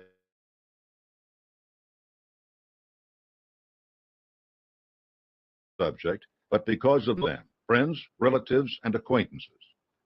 As an accurate thinker, you will accept no political, religious, or other type of thought, regardless of its source, unless and until you have carefully analyzed it. Then you will accept or reject it of your own free will, and its value to you will be much greater. Robert Taylor, one-time governor of Tennessee, once asked a young man why he was a confirmed Democrat. "Because," the young man exclaimed, "I live in Tennessee, and my father and grandfather are Democrats. That's why." "Well," said the governor, "wouldn't you be in a bad fix if your father and grandfather had been horse thieves? I don't care what your party is, but you must select it, as you select everything, on the basis of accurate thought, not on the habits of others." Two big mistakes. Two opposite qualities are very prevalent in human nature, but each is a major roadblock to accurate thinking. Credulousness, the habit of believing on the basis of little or no evidence, is a major human fault, for it is fatal to accuracy in thinking. This fault in both his own people and those of the world certainly let Hitler build his influence to such horrendous levels. The mind of an accurate thinker is an eternal question mark. You must challenge everyone and everything that influences it. This does not imply a lack of faith. In fact, it is the greatest expression of respect for the Creator, since you recognize that your thoughts are the only thing over which you have been given complete control, and you embrace this blessing. The small minority of accurate thinkers has always been the hope of humanity, for they are the pioneers in whatever they do. They create business and industry, advance science and education, and inspire invention and religion. Emerson said it best: "Beware when the great God lets loose the thinker on this planet, then all things are at risk. It is as when a conflagration has broken out in a great city, and no man knows what is safe or where it will end. There is not a piece of science but its flank may be turned tomorrow. There is not literary reputation, not the so-called eternal names of fame, that may not be revised and condemned. The very hopes of man, the thoughts of his heart, the religion of nations, the manners and morals of mankind, are all at the mercy of a new generalization. Generalization is always a new influx of the divinity into the mind, hence the thrill that attends it. When you are an accurate thinker, you are the master, not the slave of your emotions. You live among other people without giving them the power to control your thinking. You must always be on guard against the human tendency initially to reject an idea because it is unsound, but by close association with it in the form of family, friends, and co-workers, to endure it, then to embrace it as your own, forgetting its original source and your first evaluation of it. Your mind will absorb any idea that is repeatedly subjected to, whether good or bad, right or wrong. As an accurate thinker, you can make this trait work for you in the sense that whatever you think today becomes what you are tomorrow. This is the essence of the power of a definite major purpose and positive mental attitude. The other common weaknesses in most people's thinking is a tendency to disbelieve anything they do not understand. When the Wright brothers announced that they had built a machine that would fly and asked newspaper reporters to come to Kitty Hawk and see for themselves, no one would come. When Guglielmo Marconi revealed that he could send a message through the air without wires, some of his relatives had him sent to a psychiatrist for examination. They were convinced that he had lost his ability to reason. Contempt prior to examination is a trap that will limit your opportunity, applied faith, enthusiasm, and creativity. Do not confuse a suspension of belief in something unproved with a certainty that anything new is impossible. Accurate thinking is designed to help you understand new ideas or unusual facts, not to keep you from examining them. Controlled habits. I have repeatedly emphasized that your thoughts are the only thing over which you can exert complete control. Because your mind is so subject to the dominating influences in your environment, you must take control over those influences by developing beneficial mental habits. This process is called controlled habits. The process of controlling your habits is miraculous. It translates the power of thought into action. But if your habits are poor or bad, it can bring misery and failure. Your success depends on the strength and quality of your controlled habits. Think of your mind as photographic film.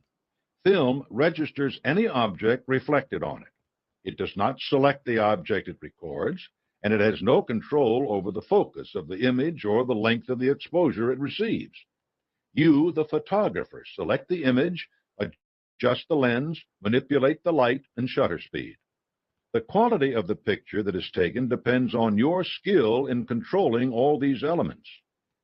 For your mental film, the subject of your composition is your definite major purpose.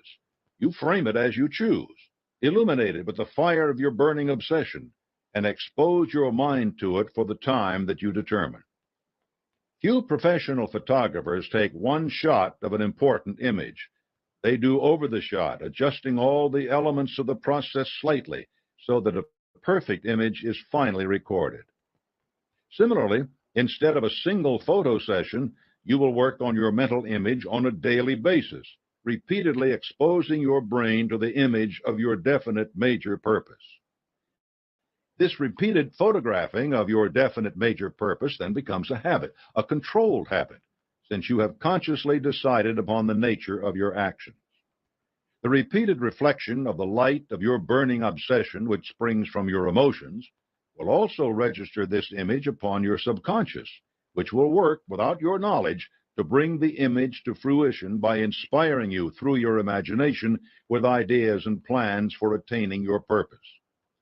The manifestations of these ideas will not simply appear.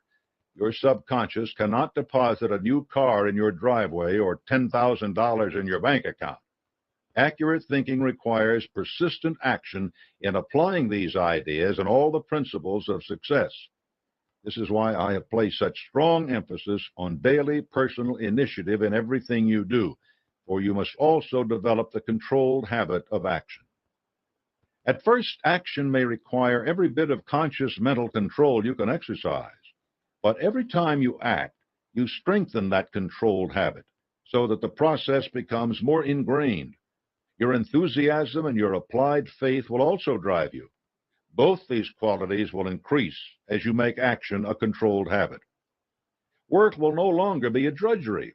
It will become as pleasurable as eating when you are hungry. Strange things that will give you hope and courage will begin happening. People will begin to cooperate with you in a friendlier spirit and without your asking them to do so. Unexpected opportunities for attaining your definite major purpose will spring up around you as the result of your action. Your imagination will become keener and more alert. You will work longer with less fatigue. You will see the world in terms of hope and faith, because the controlled habit of action has alerted you to their possibility. With these changes will come improvements in every aspect of your life. Accurate thinking depends heavily on several other principles of success.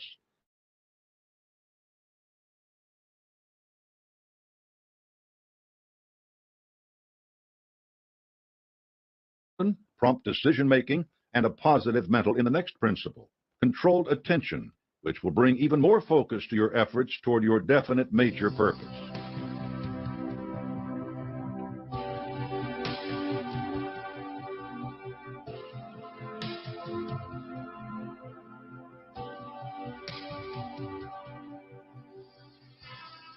Chapter 11. Control your attention. By adopting a definite major purpose, you have selected an object on which you have to focus your controlled attention. Forget the old saying, don't put all your eggs in one basket. You have to put all your eggs in one basket and concentrate your attention on protecting that basket and getting it to the market. Controlled attention is the act of coordinating all the faculties of the mind and directing their combined power to a given end.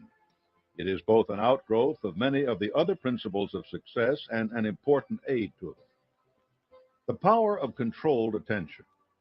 Concentration upon a single idea has been the hallmark of success for countless people and organizations. Intel is a manufacturer of computer chips. By concentrating its energy on building better chips, in less than a decade, it has more than quadrupled the speed at which computer processors can deal with information. The rate at which it is able to design and introduce even speedier chips grows faster every year. This happens because Intel concentrates its attention on microprocessors and doesn't worry about other things like software or modems. Donna Karan is a premier designer of women's professional clothing. Her company dresses more female executives than any other. Because Karen doesn't spend her time coming up with a line of designer jeans or swimsuits, she dominates a lucrative market through controlled attention.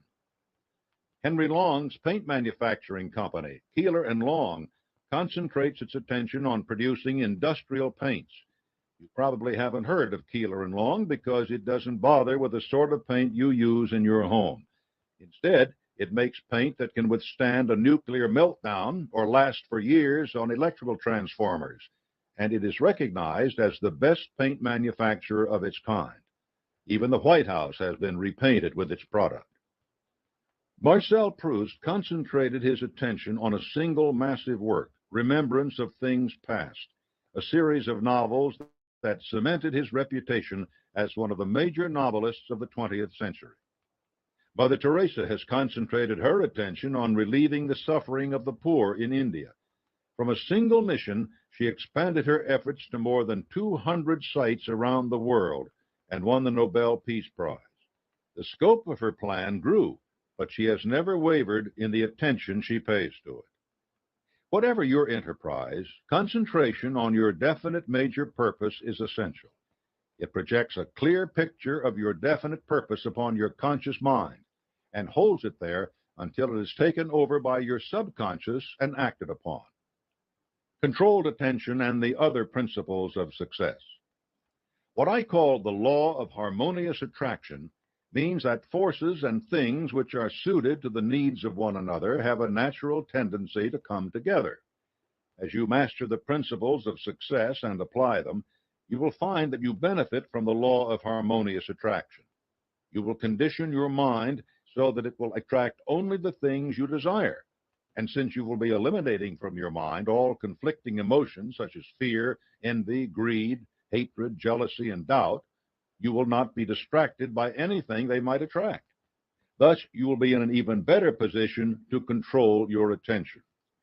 Here is how the different principles strengthen and benefit from controlled attention. Definiteness of purpose. Deciding on what you want, creating a plan for getting it, and carrying out that plan obviously will require you to concentrate the major portions of your thoughts and efforts toward the attainment of that end. You need an object upon which to concentrate your attention, and once you have selected that object, it will grow closer, and your view of it will grow clearer the more you concentrate your attention upon it. The Mastermind Alliance. Forming a mastermind alliance is one of the first effects of controlled attention, since you must do so with care. In turn, the alliance intensifies your concentration by creating a mass psychology which increases your faith, self-reliance, imagination, creative vision, personal initiative, enthusiasm, and will to win. You will keep moving toward your definite major purpose when you are surrounded by others who lend you aid and encouragement, whereas if you work alone, you will be inclined to slow down, become discouraged, and quit. Applied faith. When you adopt a definite major purpose and surround yourself with a mastermind group, you demonstrate faith in your ability to attain your objective by persistent endeavor. Your controlled attention has given faith space in which to take root and grow. Likewise, it is much easier to concentrate your attention on something you believe will happen than it is to focus on an event which seems unlikely. Thus, the power of your faith is combined with the results of your controlled attention, giving it tremendous power. Positive mental attitude. By the time you have taken the previous basic steps, your mental attitude will already have become predominantly positive. Many of the self-imposed limitations of fear, doubt, and discouragement will have disappeared because you are already seeing evidence of what you can accomplish.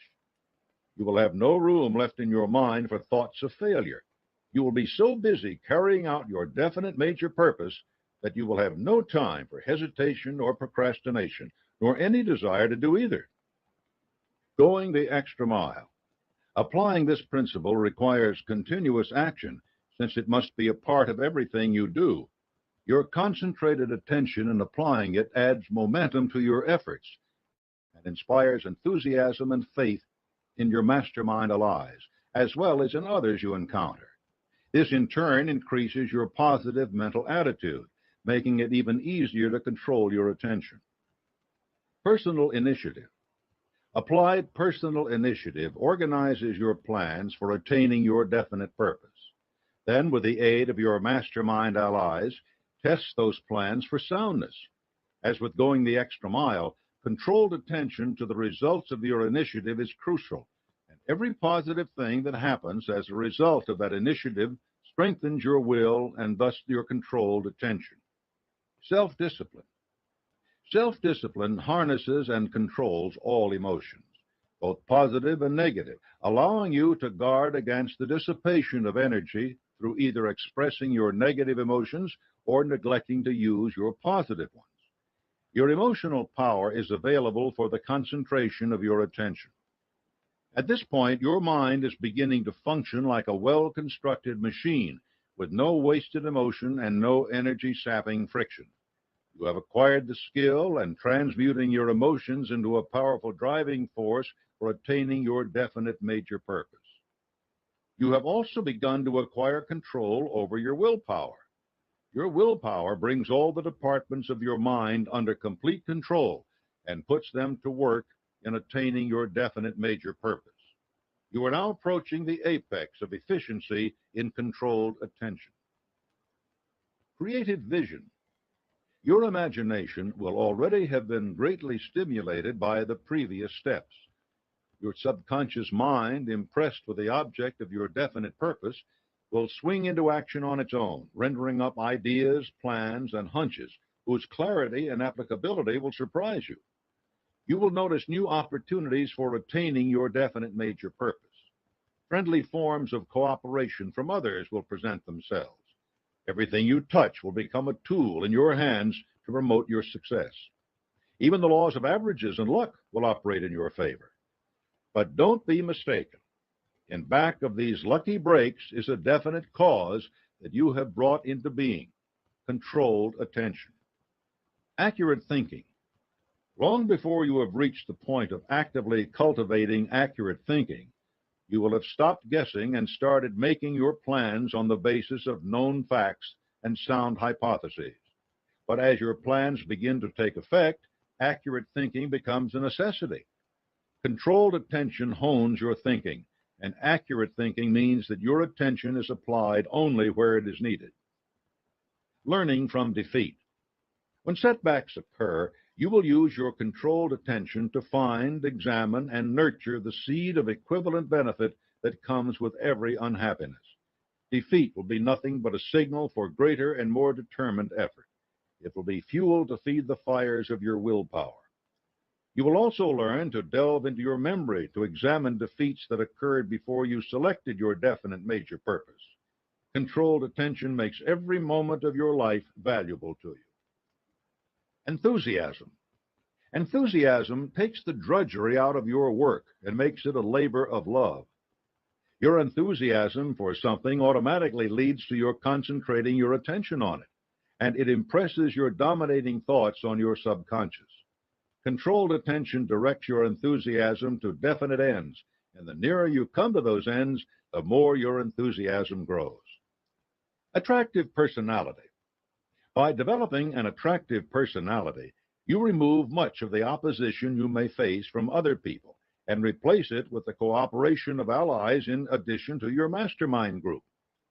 Controlled attention helps you improve those elements of your personality that require discipline and gives you the resolve to remove bad habits. In return, your attractive personality provides more opportunity for the use of your controlled attention through increased influence and opportunity. Mastering these 12 of the 17 principles of success represents an important step in developing your controlled attention and taking possession of your mind. You come to better understand and influence both your greatest enemy and your greatest friend, yourself. Controlled attention and autosuggestion. The chapter on self-discipline underscores the influence of your daily environment in your struggle for success. One of the most effective ways to shape this environment to your benefit is the process of autosuggestion. Autosuggestion occurs both consciously and unconsciously. Every thought you have, every word you speak are recorded in your memory, whether those thoughts and words are positive or negative. The objects on which you deliberately concentrate your attention become the dominating influences in your environment. If your thoughts are fixed on poverty or the physical signs of poverty, these influences are transferred to your subconscious by autosuggestion. If you continue to concentrate on poverty, you will condition your mind to accept poverty as an unavoidable circumstance, and you will eventually become poverty conscious. This is how millions of people condemn themselves to lives of poverty. The principle of autosuggestion works in precisely the same manner when your dominating thoughts are fixed through controlled attention upon success and security. This habit leads to the development of a success consciousness. When you voluntarily fix your attention upon a definite major purpose of a positive nature and force your mind through daily habits of thought to dwell on that subject, you condition your subconscious mind to act on that purpose. Controlled attention, when it is focused on the object of your definite major purpose, is the medium by which you positively apply the principle of autosuggestion. There is no other way to do this. The difference between controlled and uncontrolled attention is great. You can feed your mind on thoughts which will produce what you desire, or you can neglect your mind, allowing it to feed on thoughts that will produce results you don't desire. Your mind is never inactive, even in sleep. It constantly reacts to the influences which reach it. The object of controlled attention is to keep your mind busy through thoughts which will be helpful in attaining the object of your desires. If you neglect controlling your attention, your mind will become fixed on negative influences. Controlled attention at work. Chemistry teaches us that individual elements can combine to form new substances that are very different from the components that constitute them. Water is a simple example. Both oxygen and hydrogen are gases, but when two oxygen atoms combine with one hydrogen atom, they form a liquid, and a highly useful one at that. Sodium and chlorine are volatile and dangerous in their pure states, but when one atom of each forms a pair, they become ordinary table salt. The same is true of thought. Thoughts of one nature can combine with those of another sort, and controlled attention is the means by which you decide the process.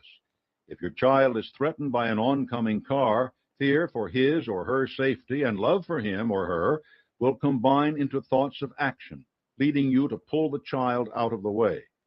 Both the initial thoughts are strong, but it is the combination of the two that is strongest and most effective at preventing harm. Observation and experience have taught me that the following principles of success, when combined in your mind, can produce power bordering on the miraculous. 1. Definiteness of purpose. 2. Self-discipline through emotional control. 3. Autosuggestion applied to attaining your purpose. 4. Willpower, actively engaged and directed toward your purpose. 5. Controlled attention. 6. Personal initiative. 7. Creating vision. 8. Applied faith. Here's an example of these combined principles at work. Suppose you are faced by a common problem. You need a sum of money for a specific purpose, and you need it by a certain date. There are two ways to deal with this. You can worry about it but do nothing to raise the money, or you can go after it in earnest by combining the above principles. If you know how much money you need and make up your mind to get it on time, you have definiteness of purpose. When you put your mind to work to devise and carry out a plan for getting the money, and you exclude all other thoughts, you are exhibiting controlled attention, applied through personal initiative. Your mind is cleared of all fear and doubt. That is self-discipline working through willpower, expressed in applied faith, and acted upon through autosuggestion. This combination of forces will stimulate the imagination and cause it to create the means through which the money can be procured. Once this happens, of course, it is still up to you to act on that plan to the best of your ability. You can draw on any of the 17 principles in this process, although the major ones are listed above. The two constants in any combination must be controlled attention and definiteness of purpose. Thomas Edison once wrote, "The most important factors of invention can be described in a few words. They consist first of definite knowledge as to what one wishes to achieve, definiteness of purpose, creative vision. One must fix his mind on that purpose with persistence and begin searching for that which he seeks, making use of all other accumulated knowledge on the subject. Mastermind group, controlled attention. He must keep on searching no matter how many times he may meet with disappointment. Willpower. He must refuse to be influenced by the fact that someone else may have tried the same idea without success. Self-discipline, applied faith. He must keep himself sold on the idea that the solution of his problem exists somewhere and that he will find it. Autosuggestion.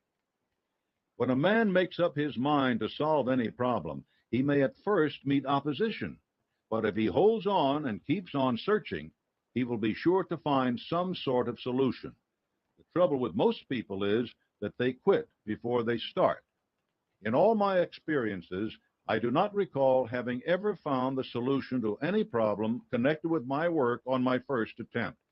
And one of the most surprising things is the fact that when I have discovered the thing for which I am searching, I generally find that it has been within my reach all the time, but nothing except persistence and a will to win would have revealed it. Such is the power of controlled attention.